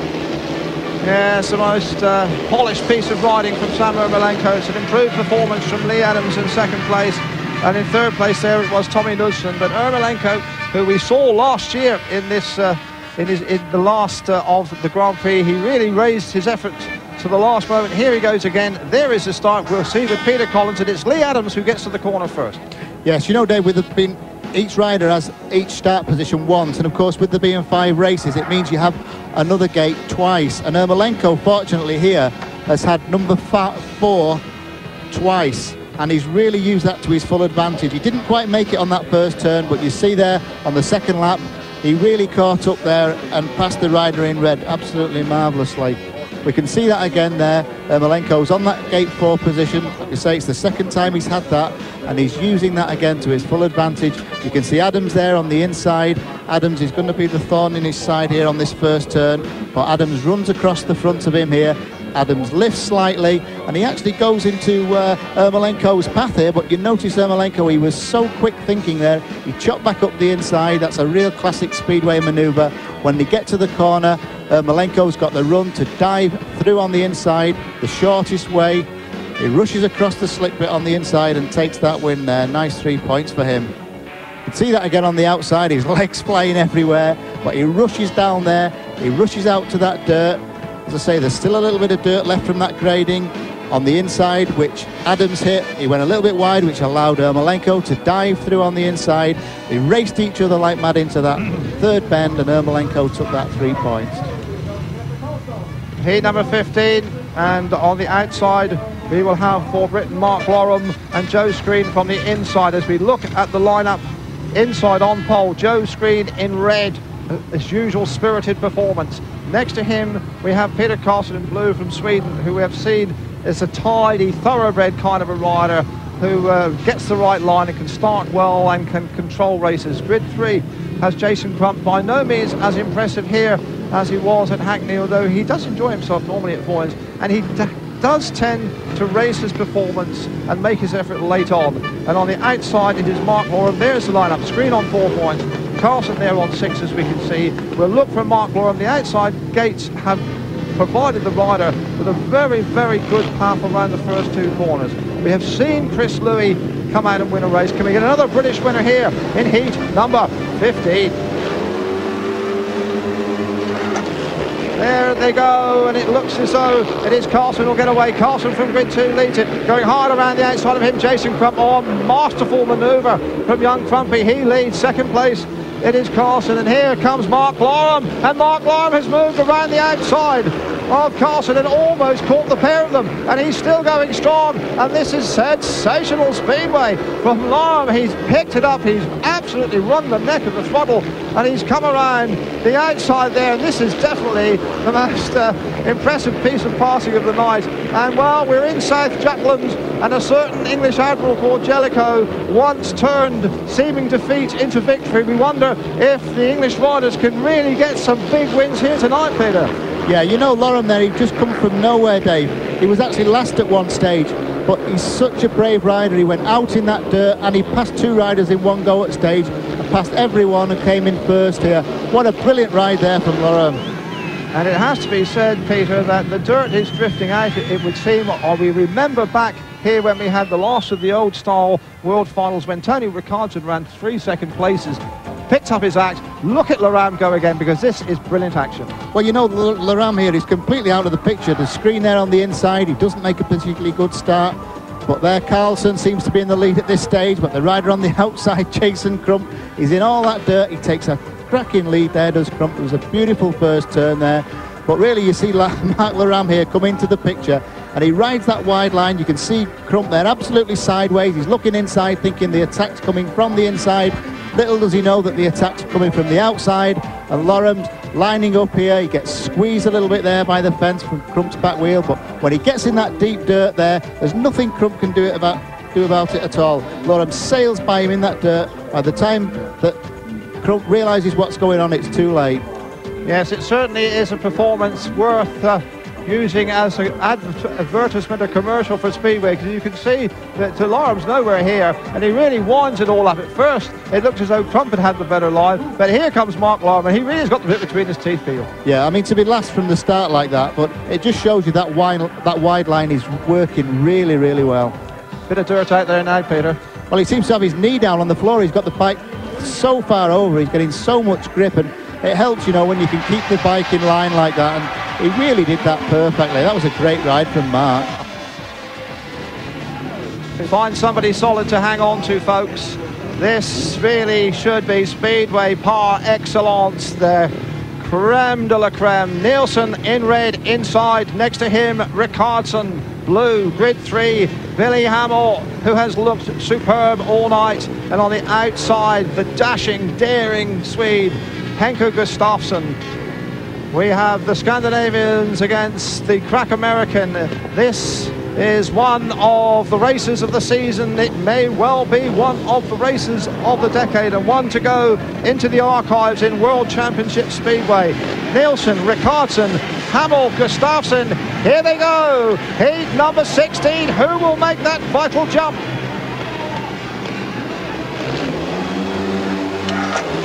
There is the break, and Nielsen is away, and so too is Hamill, and Hamill gets away, and Hamill just had the drop, and Nielsen, as Peter Collins had said, was caught on the line, and that's allowed Gustafsson to go by, and this one could really rewrite the whole standings of the Grand Prix, because Nielsen's now been squeezed back into last place, and this is disaster for the day, but great for Hamill, and Hamill, Peter Collins, is going for his life. Didn't he just? What a cracking start from Hamill. He didn't actually make it at first. His front wheel was pawing in the air, but when he got to the corner, he just went for that dirt, and Nielsen was just pinned on the line, and Gustafsson first went by Nielsen, and then Rickardsson went by, and that puts Nielsen right at the back, and yes, the way he's going to be out of contention here, Dave. And he's going to have to work hard to make the A final, and Billy Hamill is suddenly looking 10 foot tall. He is in control of probably the most difficult race of this season, maybe of his young life, but he's going to win it, and he is going to do it with a fanfare of trumpets. He wins it. Second place is Gustafsson, third is Rickardsson. Oh my word, Hans Nielsen at the back, and his native Jutland are in despair, but he was clearly outridden.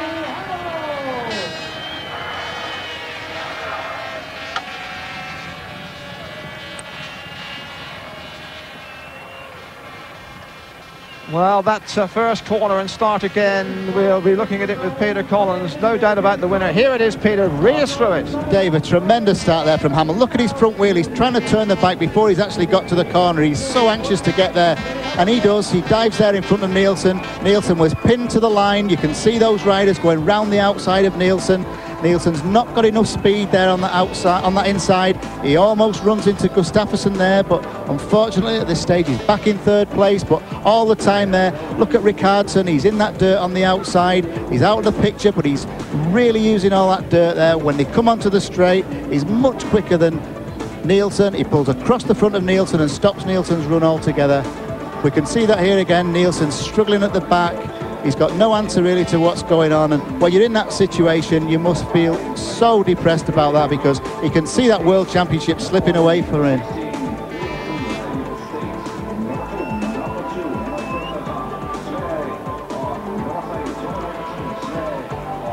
So the agony of Hans Nielsen at the back. Here is that start again. And Nielsen certainly got to the corner with Hamill. Hamill is bucking and rearing there, but absolutely said, the first corner will be mine. I'm going for it. And then Nielsen is really susceptible to attack around the outside, and both his rivals, Gustafsson there, he'll give nothing away, and look how tight it gets there. Oh, you couldn't put a cigarette paper between them. Hamill in control. He has the ecstasy. There he is.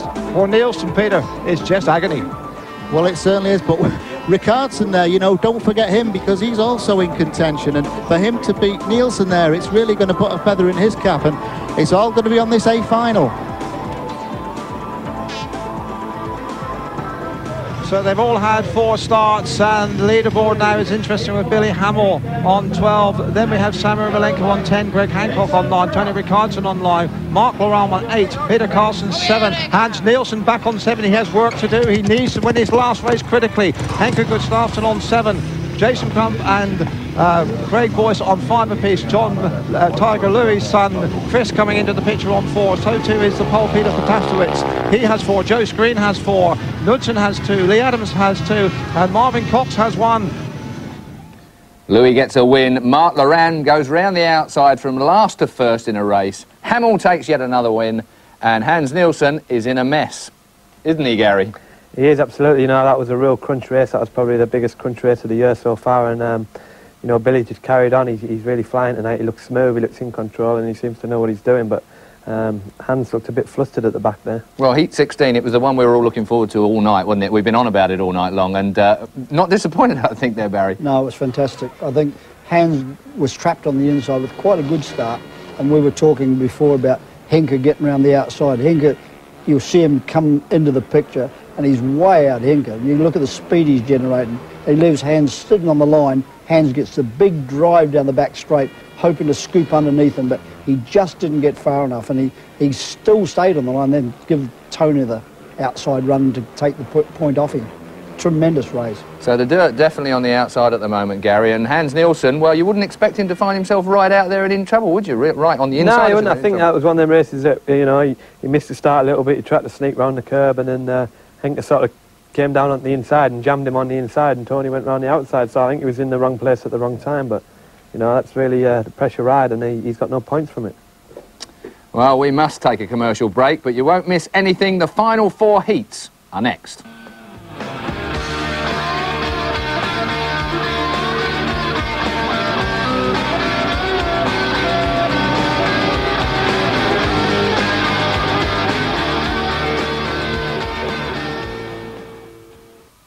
You're watching Sky Sports 1. Since the beginning of time, mankind has existed between the world of light and the world of darkness. The legacy battles evil in every form it can take. I've faced this evil once before. Yes, I killed your father. Got ourselves an express elevator to hell. God only knows what will happen. A feature-length start for a brand new series. Anything is possible. Sunday at 9 on Sky 2, Poltergeist, The Legacy. Let all who pass this way beware. My name is Sonny Moreira, and I was the Lunar Roving Vehicle Project Manager for NASA. I remember when we were designing it, we knew it had to be aluminum, incredibly strong, yet 60% lighter than steel. It wasn't very luxurious, and it cost them $40 million. And that's when $40 million was a lot of money. Yeah, aluminum cars have come a long way since the space age. Real smooth mission. 1 person in 10 uses their left hand. Some people have no fear of heights.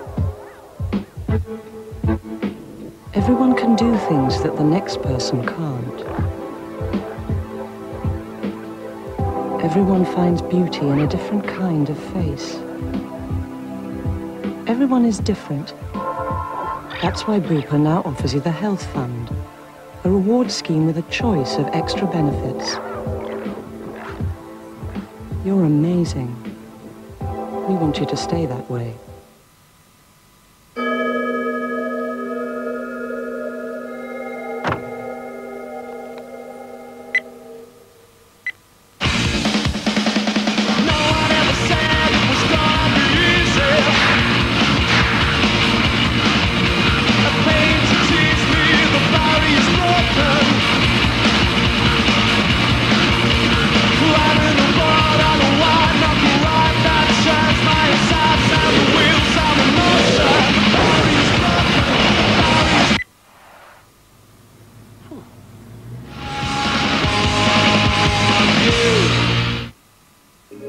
man has a distressing medical condition.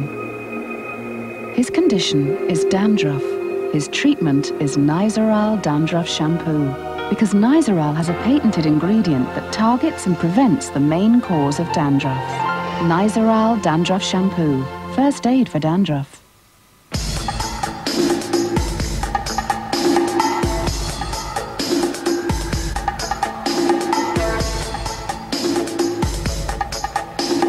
Welcome back. This is where it all gets desperate, especially for Hans Nielsen. Those that haven't virtually guaranteed their final positions have it all to ride for in their last heat of the day. Back to Vojens, Collins and Lanning are right there. Here we go, heat number 17. Coming up to heat number 17 with everything still to go for. And you're looking there at Marvin Cox in blue.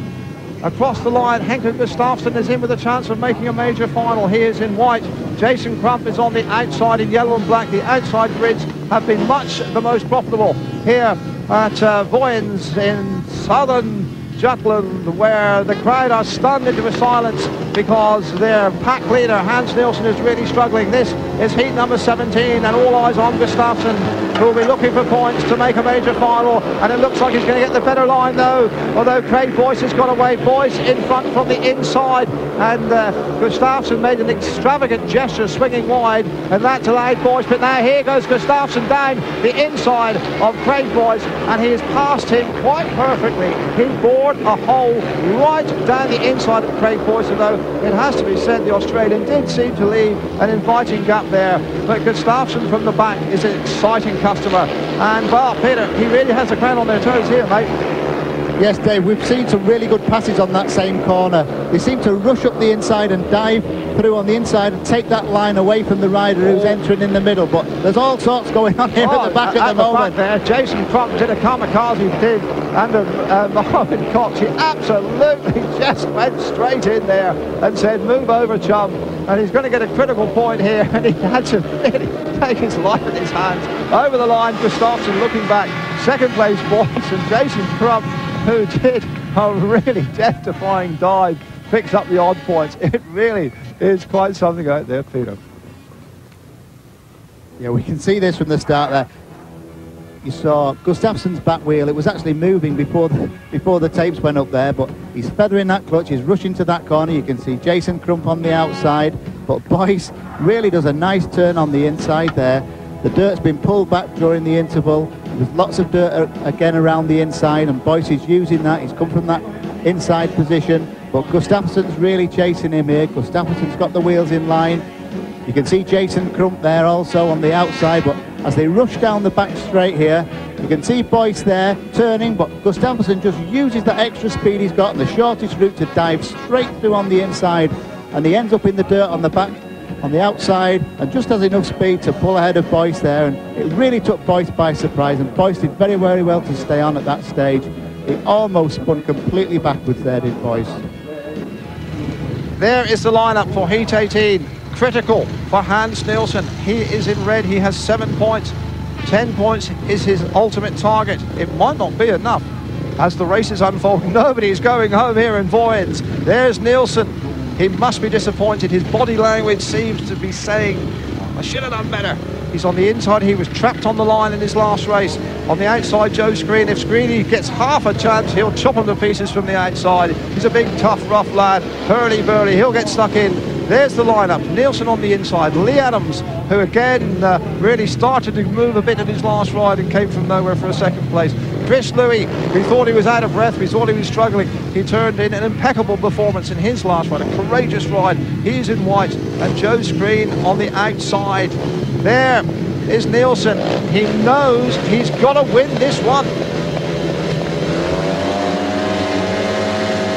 Oh, Nielsen was impatient there. They get away, and again it looks like the inside grids. Can anybody mount a charge around the outside? But Nielsen has controlled those first two corners and is moving clear into the third corner. He just had the steam. Now he moves out to where the dirt is. In second place it is Lee Adams. In third place it's Joe Screen, and disappointingly Chris Louis at the back. But Nielsen, Peter Collins, just had the legs to command and control the first corner at the apex, and he moves away now. And although he's running into some dirt, he's doing everything right as the battle heats up for second place. Yes, it was unfortunate that Chris Louis and Joe Screen didn't manage to get that run around the outside. The old fox there, Nielsen, really knew he had to get across from the inside, and he went straight from the outside, and I think that intimidated the other two, and he really took that first corner, and that's where his race was won. If he can carry on here, he's going to get another 3 points from this. Well, he only has to circumnavigate the last two corners. He's right out where the dirt is. He's going to win it. Ends on 10 points. Second place was Lee Adams. Third place was Joe Screen. And the flares are alight here at Vojens on the corners here, the Nielsen fans, but it might not be enough yet. As you can see, it looks like the Devil's Den. Peter, read us through this first corner again. Well, Nielsen there really hesitated with his clutch. I was sure at one stage he was going to touch the tapes or even go through the tapes, because he could so easily have been excluded there. But like I said, he moved straight out into that dirt. He knows all the grips out there. He knew he had to get wide to stop the others. You see Nielsen's hand there on the clutch. He actually moved. He's letting the clutch go, and he's not even moving there. He really was very lucky not to go and break the tapes. But he managed to control it, and he managed to sacrifice a perfect start there from almost tragedy for him. He rushes into that corner. Instead of turning real sharp, he rushes straight to the outside. He leans the bike over. When he hits that dirt, you can see the front wheel suddenly lift when he hits it. Suddenly he makes that turn. He now gets the wheels in line and races off for that 3 points, and he really needed them. And the flares are alight on the terraces, but it might yet be premature. Well, you know, 10 points may not be enough. We're soon going to find out. So coming into heat 19, and Nielsen has completed his ride with 10 points, and we have three riders here who can all overtake him. In fact, can virtually eliminate him here in heat number 19. Let's have a look at the lineup. On the inside, Peter Carlson. Carlson has a total of 7 points.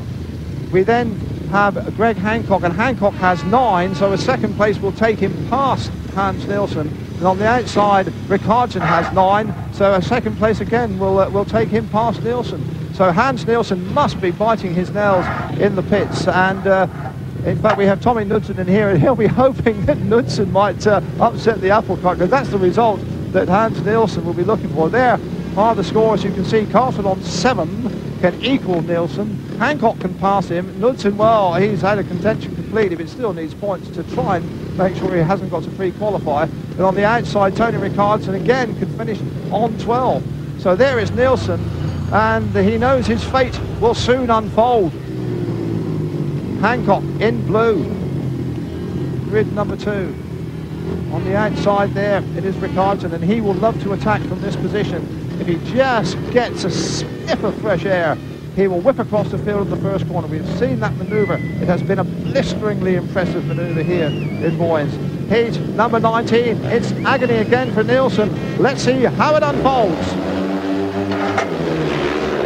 Well, there is the start, and it looks like Greg Hancock has got the drop on the inside. And here comes Ricardson around the boards, and he hasn't got enough horsepower. Second place is Carlson. Third place is Tommy Knudsen.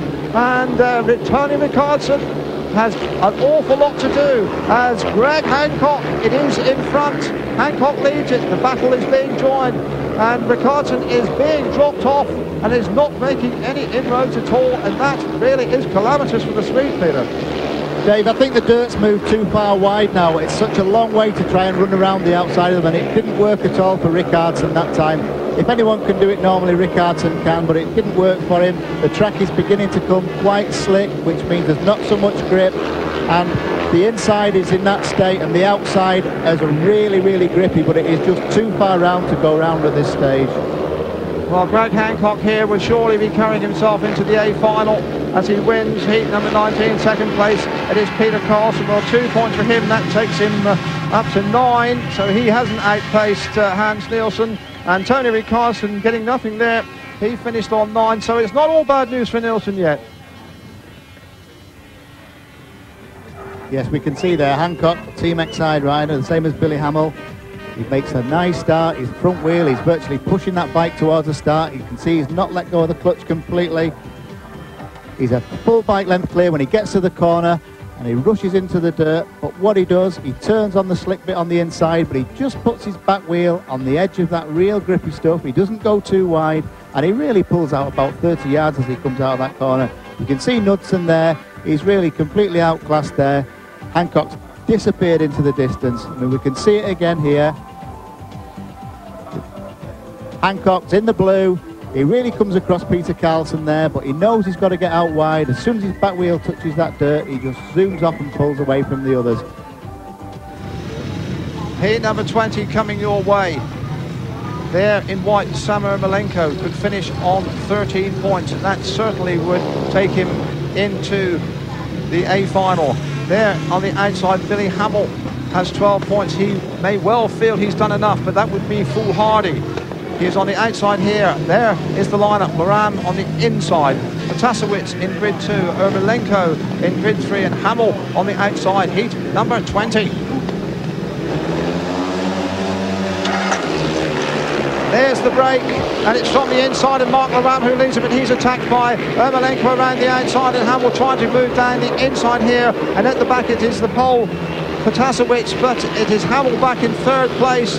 And well, they're all looking to see what is happening. Here's Mark Laram trying the outside run. Ermolenko leads it, and Laram goes powering past him down the back straight, and this would take Mark Laram past Hans Nielsen. Laram on the outside, Ermolenko and Laram locked together in third place. It is Billy Hamill.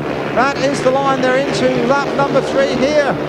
And if it stays this way, it looks as though Hans Nielsen may not make that A final.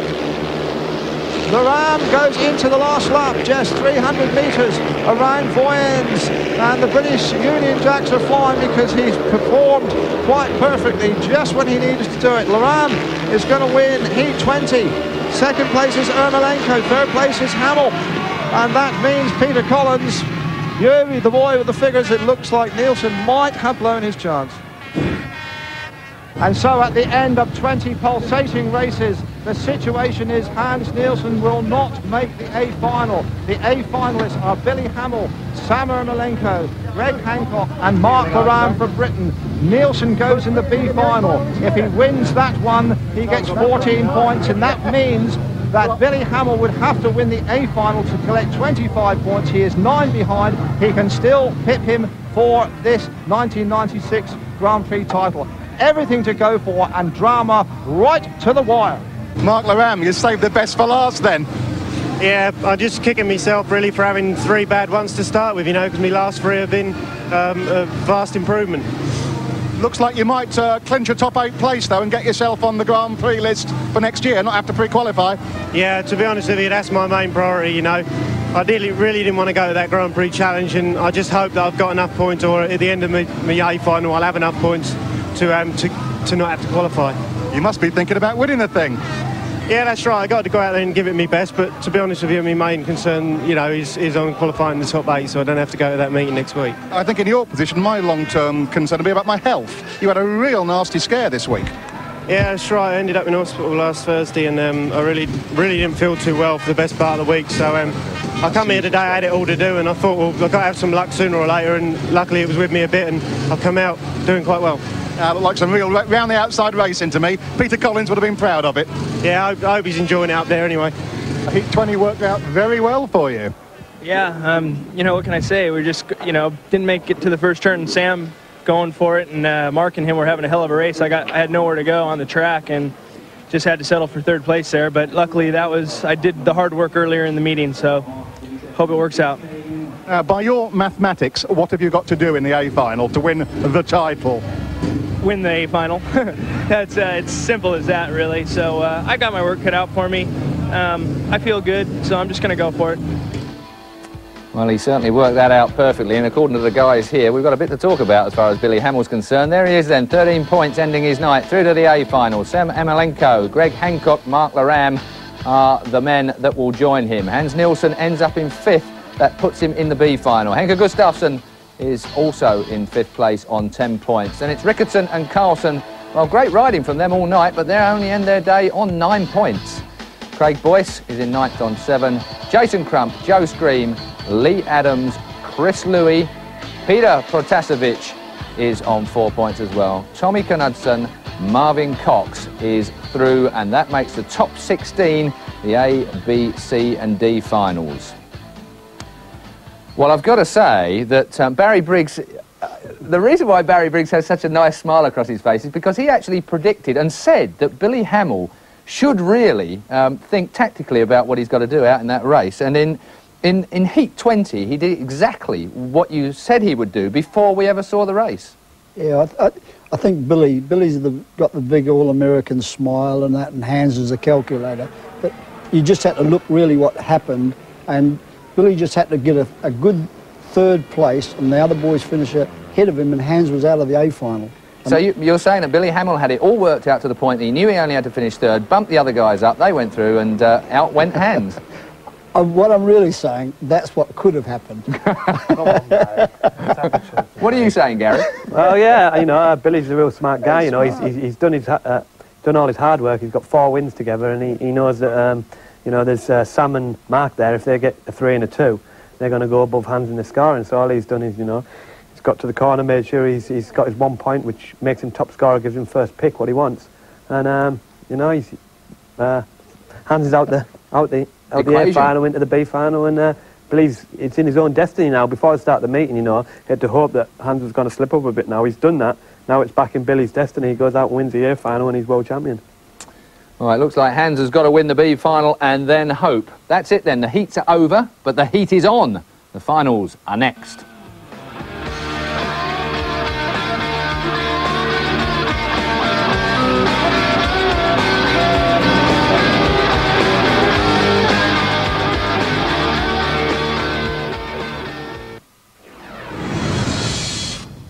The sharp-dressing sharpshooters are back, and they're in the mood for some action in the first UK tournament of the snooker season.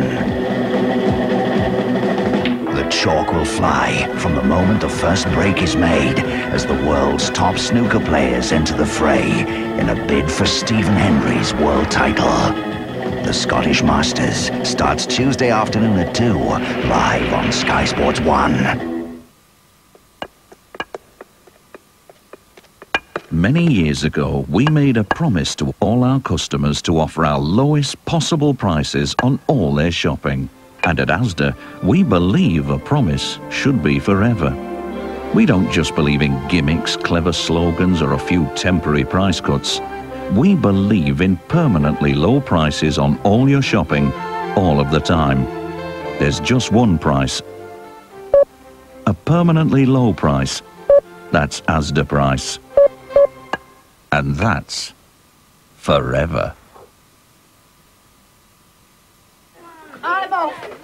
You okay with everything now? And behave. Bye. Where's my keys? Oh, thanks. I sort the kids out for me. With kids, you always need a helping hand. Bachelor's Super Noodles. Twisty noodles in tongue-twistingly tasty sauces. Super Noodles, a helping hand making tea time twisty from Bachelor's.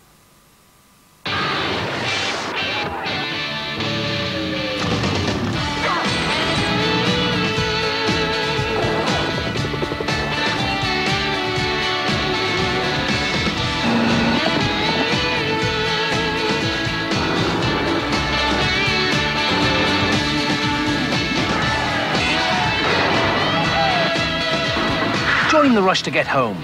Switch on to Carlton Select, only on cable. Starting this Sunday in the Sunday Times. Yes. What? You can get up to £15 worth of free phone calls. You don't say. Start this Sunday with this free AT&T card worth £5 with every copy. Really? Yes, really.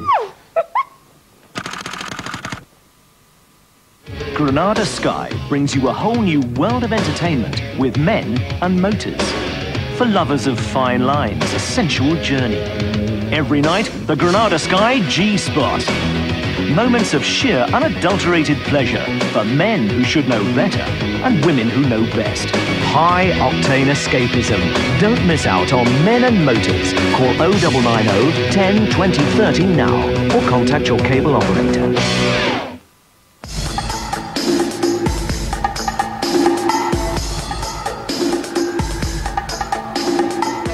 It's the finals of 1996. Those of you who have calculators, and unlike me, don't make mistakes with their score sheets, will probably have worked out the best or worst your favourite rider can do in this year's championships.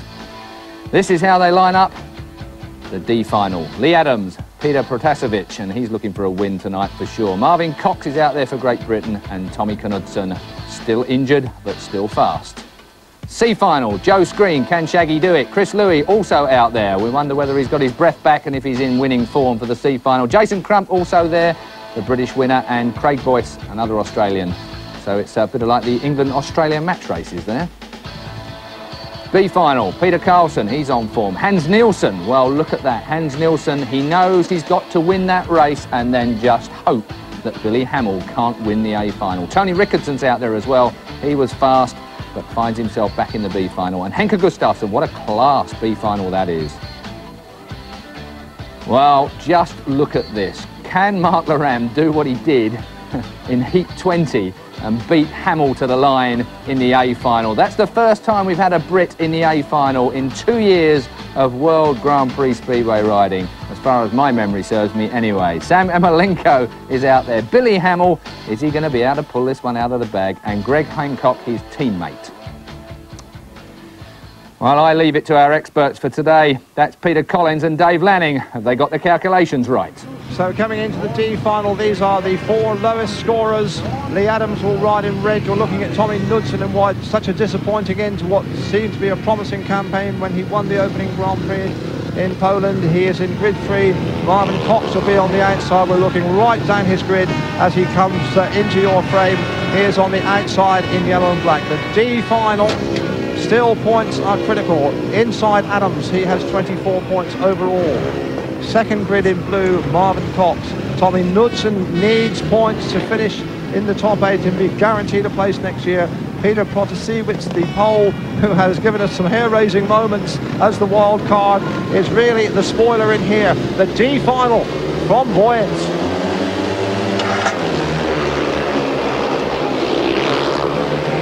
And Adams it is who shows, with Tommy Knudsen right on his tail around the outside and Knudsen making his move. But Adams is aware of him in third place. It is Marvin Cox, and the pole has tailed off. But Lee Adams from Mildura in Australia, the triple Australian champion who entered the season with such high hopes, but a succession of bad luck and injuries at the wrong moments have really blighted his Grand Prix season. But he's in front here. He seems to be struggling to hold on. Second place is Cox. Third is Tommy Knudsen. Another season of heartbreak for Tommy Knudsen, this likeable, very stylish Dane who had that so simple tumble in the second Grand Prix. And you can see he's still struggling. He's uncomfortable on the bike. They're into the last lap. So really, it's a race for the unlucky men of the season. But at least Lee Adams, Peter, is going to finish on a winning note. Yeah, it's certainly a better note for him to finish on. Really rode a very determined first corner, and he takes the win there, winning the D final, and he needs every point he can get from the Grand Prix this year. Well, there is the start again, and you can see Lee Adams setting sail and kicking for home here. He won the D final in the red helmet, second in yellow and black Marvin Cox, and third in white Tommy Knudsen. That was the result of the D final. Lee Adams taking 4 points from the Danish Grand Prix. So coming into the C final, it will be in the blue helmet. You're looking at Jason Crump, who has had a disappointing night. After winning the London Grand Prix, he's hoping he could carry on the momentum. It hasn't been his night.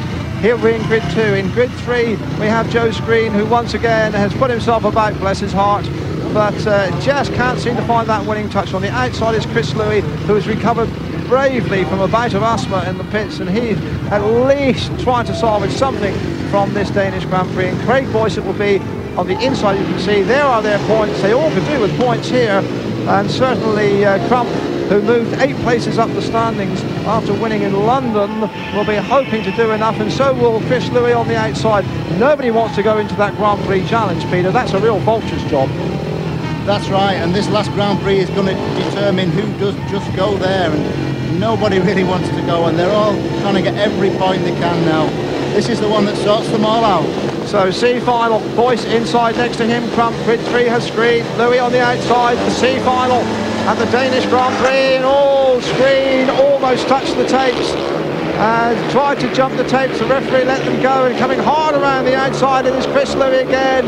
Another really torrid piece of speedway from Louis, And he really, when he gets the wind in his sails, he really folds on. Second place it is Boyce, and third place it is Jason Crump, and Joe Screen at the back, and he's paying the penalty for being just a little bit impatient at the tapes. And now there's a real battle royal going on for the second place points, as Jason Crump realises that every point now is ultra critical to his cause. But lovely to see Chris Louis going so well, Peter.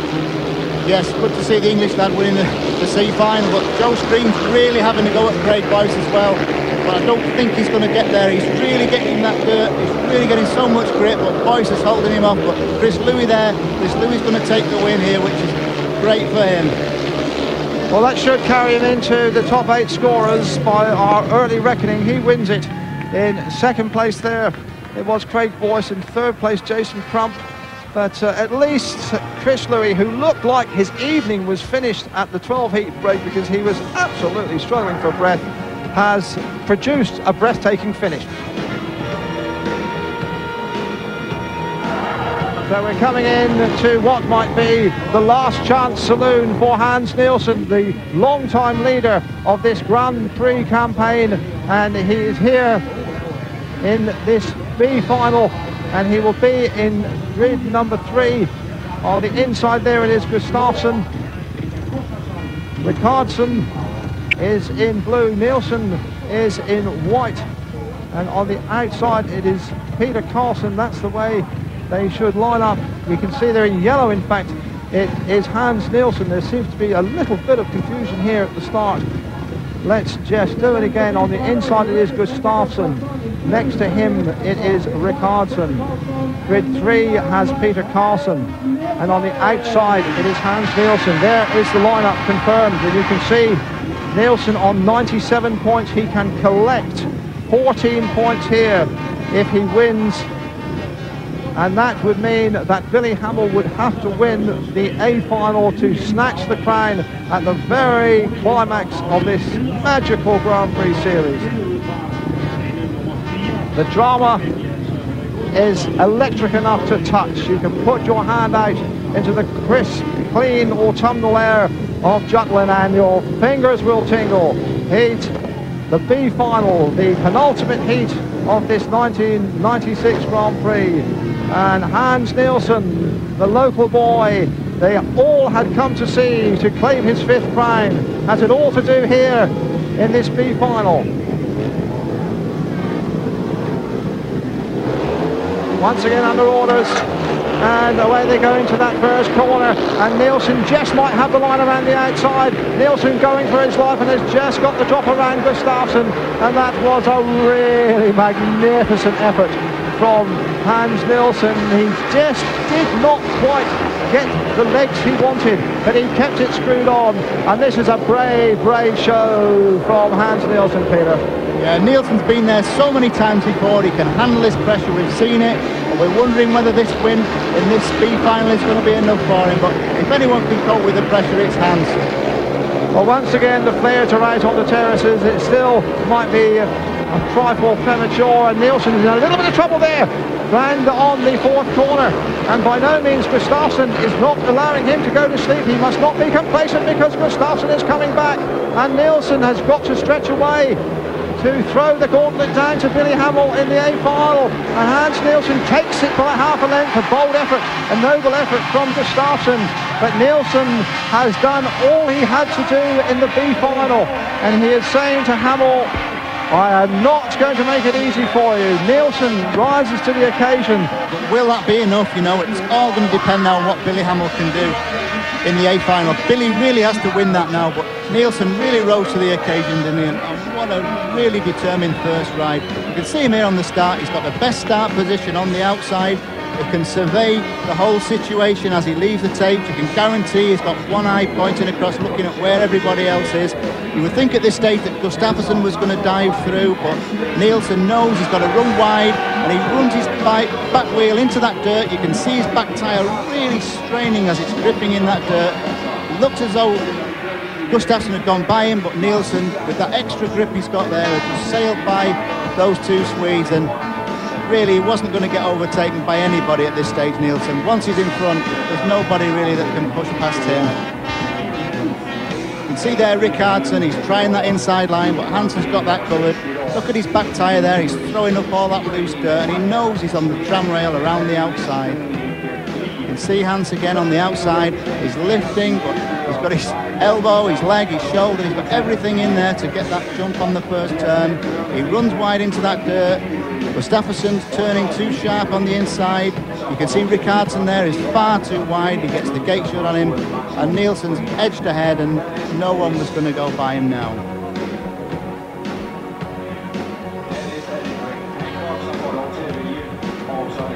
Well, there is Hans Nielsen, and he showed his true character. It takes him on to 111 points. That is his final score. Billy Hamill has 88.25 for winning the A final will take him past, but if he finishes second on 20, 108 would mean that Nielsen would still be champion. That's how close it is. That's a terrific climax of this whole season. How many races have we had, Peter? We've had 6 Grand Prix. It's all down to the last minute of action. Yeah, Billy Hamill is really in the hot seat now. He must know he's got to win that A final. Can he do it? What an incredible climax to the 1996 Grand Prix Speedway season. So, Hans Nielsen transfers the pressure straight back to Billy Hamill. Hamill's had Nielsen under the pressure all weekend, but now it's back in Hamill's court. He's got to win to take this championship. Barry Briggs, when we came into this show earlier on today, some 2 hours ago, you said it was Hans Nielsen was the man that had got to lose the championship rather than Billy Hamill, the man that's got to win it. It's changed, isn't it? It's incredible, isn't it? It's 1 minute it is like that, but now Hans has put it straight back on Billy. Now the thing is, second place no good. Second place he goes away. Again, Nielsen knew exactly what he'd got to do. We can take a look at the B final, Gary. He got it absolutely spot on dead right again, didn't he? He knew he'd got to win that to get that pressure back on Hamill. Hamill has to win now. Yeah, he does, yeah. You know, Hans he makes one of his goodest starts, goes for the dirt on the outside, and once he's got around the first corner, you know, Henker's there on the inside, but Hans is going for that dirt on the outside, and once he gets into that, it's pretty plain sailing from there. You know, the dirt's a long way out now, and it still looks like the quickest way around, and like you say, Hans has done that. Now it's all down to Billy, you know. It's what a fantastic climax to the season. You know, we've had 6 Grand Prix all over Europe. It comes down to the very last race. What do you think Hans Nielsen must be going through his mind? He lost in the rerun in 2 World Championships when it was an individual World Championships of Vojens. He lost them twice, once to Gundersen and one to Rickardsson, and here he is back at Vojens again in Denmark, and he's done all he can now, but it could be Hamill who beats him here. Oh, sure. I don't think he's a person that would think about that losing. He's very, very nervous at the beginning of the night, and he got himself in a bad position. I think the one thing that's been good for Hans tonight, that he drew the outside in that race. If he had reversed it, Gustafsson was on the outside and Hans on the inside, Gustafsson would have been gone. Would have been but he makes his own luck, and he's done it now to Billy. Billy's got to do it now. Well, with the climax of 1996 coming up, stay with us. It's nearly time for the A final.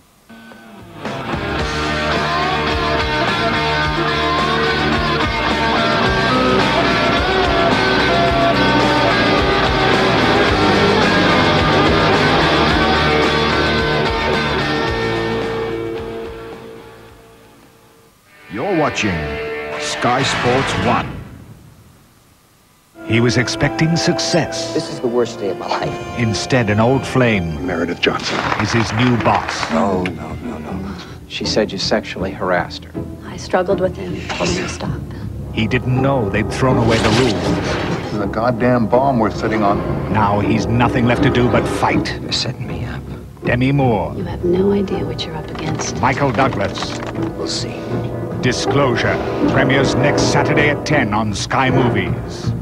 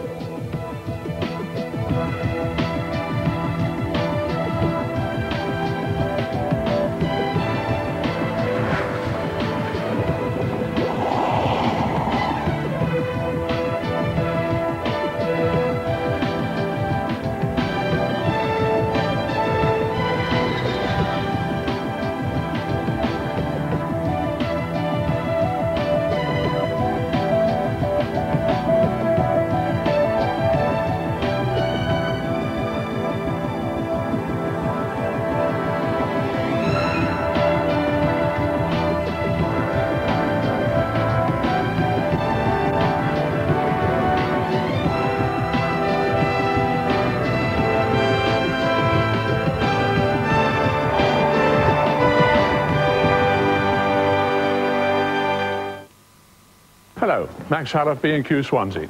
It's the start of our new season. That means loads more of the products that you want now throughout the store are at key season prices. In paint, in lighting. Things to help you tidy up in the garden. And great ideas like this Karcher pressure washer. All at really low prices. Find them locally for less and we'll give you double the difference. That's how confident we are about key season prices. You can do it when you B&Q it. What do you think? Okay then, but I'm not doing your ironing. And we'll need new mugs, plates, knives, forks, a vacuum that works. Just needs emptying. A loo brush, a laundry basket, curtains that meet. They do. Well, they did. And of course, a new bed. King size. For a whole catalogue of answers, Argos takes care of it. Oh, my hair. No shine. And as for volume, what can I do? Oh, try something new. Experience from Wella with liquid hair. It contains the most important ingredients found naturally in hair to rebuild and strengthen, giving your hair more volume and more shine. Experience the new hair care range. Finally, more volume and shine. Wella, perfectly you.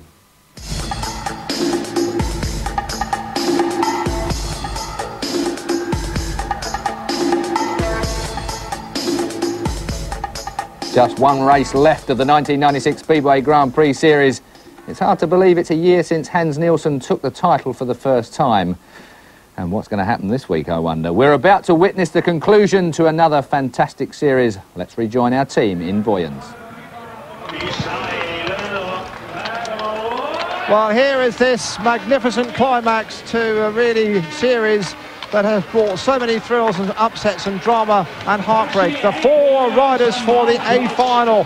Here they come up to the line with this gunfighters melodrama. It looks like they're going to OK Corral for the final showdown. And for Billy Hamill, it certainly is find myself out time, because he knows he must win as they come to the starting grid to have choice of position. Peter Collins, in this situation, it's a difficult one because the outside grid has provided the most race winners, 11 by my reckoning. What will Hamill go for? What would you go for? Well, he's looking at gate 1 right now. I mean, that's definitely the shortest way to the first turn, but we've seen all night how that gate 4 is working so well. But it's such a long way around the outside now, and he may be thinking that that is the case, and he may be opting to take one closer in, but he's going to get to that 4 in a minute and have a look at that. And I don't know, I suspect that that's perhaps the one he wants. He may take a chance and go for that one. Well, there it is. Hamill will go from gate 4, and there's going to be no arguments about his tactics, Peter. When the tapes go, like Linford Christie, he will go on the B of bang, and he'll want to cut across them, establish command around the first 2 corners, and then go for glory. Dave, you know that when he looks across, he's got all 3 riders inside him, and he can see exactly what they're all doing. And that's what he needs to do, be able to control that first turn. And the way he's been trapping, I'm sure he's going to be able to do that. And his teammate, Greg Hancock, is taking the inside. There may well be a scissor movement up to the turn. We must certainly not underestimate Sam Ermolenko, who loves it here in Vojens. He was second in this A final in Vojens last year, so it holds no fears for him. He's got the choice of the 2 or 3. Well, White has provided more start winners. There it is, he's taking grid 3. Ermolenko has just provided one more race winner than the second grid 2. And so it means that Mark Loram, who has been allocated grid number 2. So let's just repeat the lineup. On the inside, it will be Greg Hancock, wearing red on pole.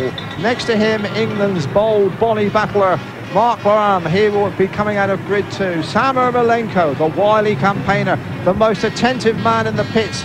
He is going through 1,000 agonies. He knows he can still be the champion, but he knows this man, Peter, Billy Hamill, if he makes the start and he wins this race, then he has stolen the title away from the Professor.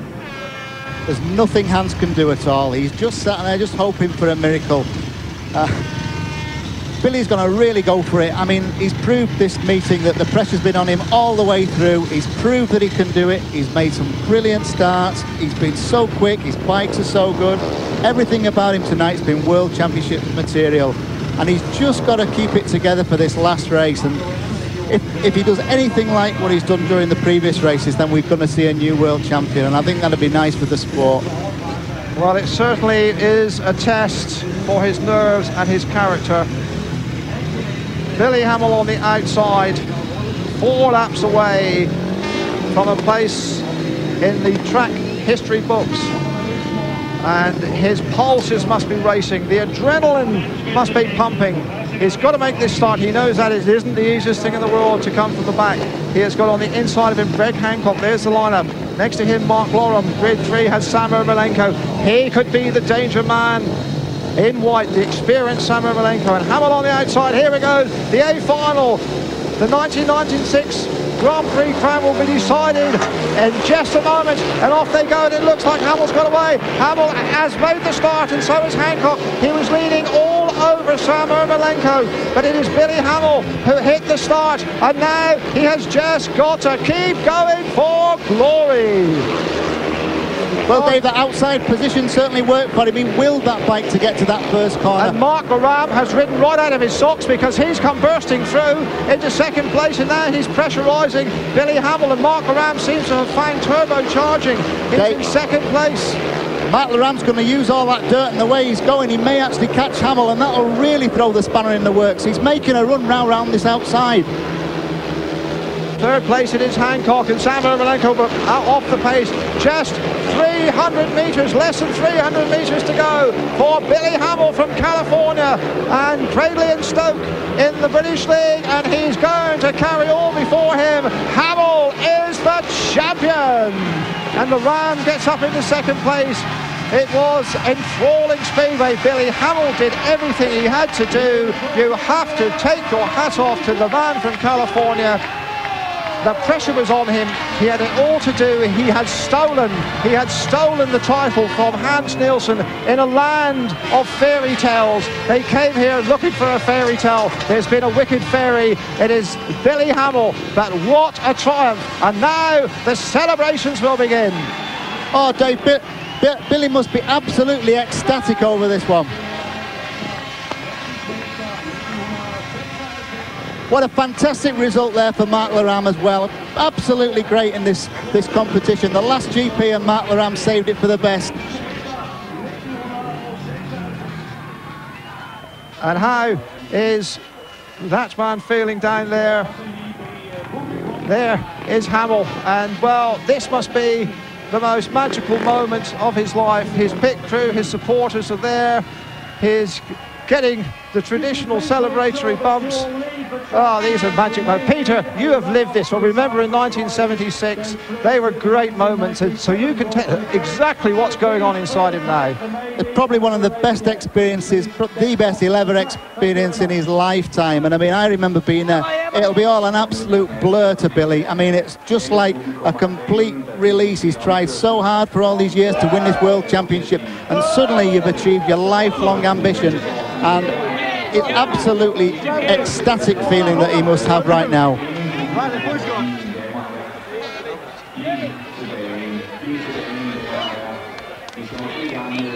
I really think that the main thing is he's trying to actually believe that it's really happening for him.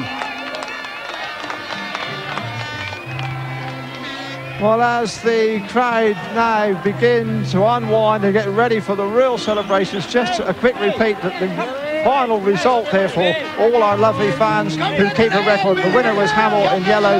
Second, a battling super second place from Mark Loram. Third was Greg Hancock. But the night belongs to Billy Hamill. And we have a champion with flair and style. And we have seen Peter with terrific bottle. Yeah, the 1996 world champion. What a night for him. It was all on for him tonight. He got 9 points to pull back on Nielsen, and he's done that absolutely superbly. Marvellous Speedway for him. He must be absolutely over the moon. And we have to say a word. There's Hans Nielsen, and that's a brilliant gesture. Whatever else, this man always shows terrific dignity, Peter. Yeah, Hans has been there so many times. is a champion in defeat as well as being a winner, and Hans knows he's let another title slip by, but he's done a lot in his lifetime, and I'm sure he's proud that it's Billy that's taken that championship of him. It couldn't be a better man. And his family are there joining him, and these are moments that are going into his video library. He'll play these when he's old and grey, PC. Yes, Dave, I've got one of these as well, and I play mine now and again as well. And that's the loneliest walk of the night and the loneliest walk of the year. Hans Nielsen going back, but hasn't he contributed to this championship? A true sportsman, Hans, Dave, a true sportsman. Absolute credit to Speedway. And down there amongst all the wild celebrations is our man Julian Ryder with the new champion of World Speedway. Billy Hamill, world champion, introduce us. Well, this is baby Margaret and my wife Christina, and they're the backbone, you know. What can I say? What a finale. I don't think it's sunk in yet, you know. I still got my professional hat on because my Team Exide Bloomfeld Toon GM won me the world final, and you got them all in there, Billy. Hey, I can't do it without my sponsors. EB Motor Factor supported me for 2 years now, gave me the equipment that I needed, and they're the backbone behind me. Yeah. How old are you now? 26. And you're a world champion at 26. I guess I can't believe I'm still, I don't know, it's a funny feeling right now. Did I see a Californian flag out there? Yeah, you did. Good reminder at home, and this is great. This is a dream come true. You know, every rider's dream since they were little kids. I'm glad you guys are here to share it with me. We're glad to be here. Yeah. Billy, it's wonderful to watch. Thanks, Julian. Thanks. Good on you, mate. Hang on, Billy, we've got to do it. Hello, Mark. Must have been very difficult, though, to sit out that A final with your fate out of your hands. Extremely difficult. I was struggling a little bit at the starts tonight, and that's where I lost it. I was spinning a bit the first meter or so, and I didn't change my bike till the B final, so maybe I should have done earlier, but, you know, that's the name of the game. First meeting of the season, I asked you, are you still hungry? Can I ask you again, are you hungry enough to come back next year? I think so. Time will tell, but I think so. I really messed it up in Linköping, and that was where I lost it, so I won't let that happen next year. The man who stands like Colossus on top of the world of Speedway, Billy Hamill from California, is the man of the moment. He showed he had the character, he had the power, he had the sheer naked bottle to take the title under pressure. Who is to deny he is a worthy champion? And there it is, the caption spells it out. It might take a week for it to sink into him, but you have joined us on Sky Sports tonight and can share this moment as a champion is crowned. What a sight, what a race. Billy Hamill then does the impossible and regains 9 points over Hans Nielsen in the last round of the Grand Prix Speedway. And of course, we saw Mark Laram on the podium, the first British rider on a Grand Prix podium. Bodes well for 97, Gary. Yeah, it does. You know, Mark's done fantastic there, and it's about time we had some British success, and he's got up there on the rostrum in the last one, and hopefully he can carry that forward to next year. Hell of a race, though, Barry, to end on. What a season this has been, and without a doubt, Vojens is the best Grand Prix race I think I've seen for some time. In fact, ever. What am I talking about? Oh, fantastic. I mean, it's sad to see the champion unseated, and he did it so dignified, but you know, the heat was on him, and it was backwards and forwards. I mean, that's Speedway. If all Speedways like that, the stadiums would be full all over the world. Well, let's take a look then at the championship standings at the end of the last round here in Vojens. Billy Hamill then the champion by 2 points from Hans Nielsen, reversing their positions going into this race meeting. So Billy Hamill is the Grand Prix Speedway World Champion of 1996. Nielsen is relegated to second. Tony Ricketson, well, he'll be aware of what that feels like, of course, because it was Nielsen that relegated Ricketson just a couple of years ago. He ended his year in third place alongside Greg Hancock. And Henke Gustafsson ended his year in 5th, Peter Carlson 6th. Mark Laram, well, comes up to 7th, displacing Chris Louis, who was in 7th place going into this last round. But Mark Laram, that last ride of his, well, it's all looking good for him come a new year. Sam Ermolenko ends his year in 9th place, Jason Crump 10th, Tommy Knudsen in 11th, Golob, Screen, Boyce. Our man Gary Havelock there in 15th. Well, he's got a lot of work to do if he's going to get in next year, that's for sure. And Lee Adams, too, in 16th place. Great season, Gary. You've got a lot of work to do if you're going to get in there, haven't you, for next year? That's right. You know, it all depends if I ride in the Grand Prix Challenge or not, but, you know, it's going to be tight. But a fantastic season, really, for racing. You know, you couldn't ask for any better for it to go down to the last race. And, you know, Billy deserves to be world champion. I was going to say earlier on, I mean, Billy Hamill, he is what we would probably consider to be a modern-day rider, isn't he? He's a happy-go-lucky kind of an extrovert fella that's got lots of style and lots of antics on and off track. Absolutely, you know, He's made for Sky Sports, yeah, really. you know, Billy came up through from America, you know, where the tracks are really small and tight, and the guys really learned to ride a bike over there, and, you know, looking back, he's probably been the best rider all year this year, and, you know, he fully deserves to be world champion. Barry, I asked you the question last year, of course. You've been with us throughout the 2 years of Grand Prix so far. The Grand Prix really this year again got better and better, didn't it? It ended again on a bigger high than even 1995. Yeah, I think it's been a super season, and as I say, you know, good face for Speedway, Billy Hamill, big smile. You know, he showed tonight he's not stupid. He's not just a flat out and go for it. He uses his head, and pressure was on him. Well, talking of flat out and going for it, of course, Mark Loram is our favourite flat out and go for it kind of a merchant, and we saw the best of what he could achieve tonight. Almost made it for second place. Good for some of the Brits, I think, in '97, don't you? Are we going to see someone up on the top of the rostrum? Yeah, soon? let's hope so. Certainly needed. What about you? I mean, having watched this for the last couple of rounds, it was a real disappointment for me this year to only ride in 2 Grand Prix, especially after, you know, being placed so well after the first 2, and you know, that's motor racing for you. You pick up injuries when you worst need them in your career, and you know, let's just hope you know, I can get back into the Grand Prix and win some. So what about Hans Nielsen now? He basically blew it in this last round. I think I can say that. It's very harsh to say it, but it's a fact. 97, will he be able to motivate himself for another year at it? Who knows? You know, Hans is one of the best motivators in Speedway, and he does get himself pumped up, and he puts performances in week after week. So you know, maybe after this it might have knocked his confidence quite a bit, but I'm sure he'll be back next year. Well, we're going to see. That's it for Grand Prix '96, except for the party in Vojens. It's the end of another glittering Speedway World Championship. It just gets better and better. But it's not the end of Sky Sports Speedway coverage. We're back on Saturday, the 19th of October. That's the Premier League Riders' Championship. The top men from every club in Britain. You can see that at 6 o'clock on Sky Sports 2. It's the Riders' Championship from Bradford. But for now, all that's left for me is to congratulate the 96 Speedway Grand Prix World Champion, Billy Hamill, and thank all my guests throughout the season, including, of course, the man who's been with us for the last 2 years, everyone's favourite uncle, Barry Briggs, and former world champion, Gary Havelock. We've enjoyed bringing you the best possible Speedway coverage. Hope you enjoyed it. From me and everyone at Sky Sports, bye-bye.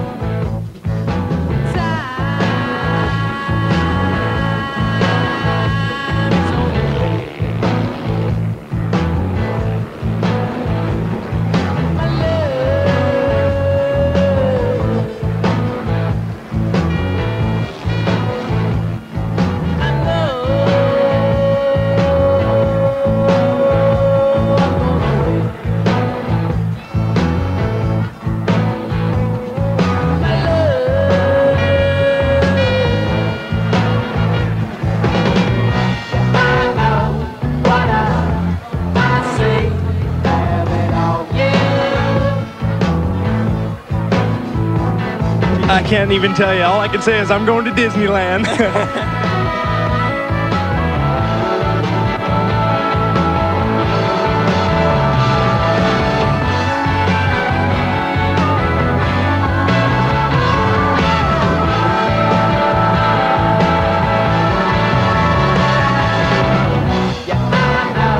From 3 under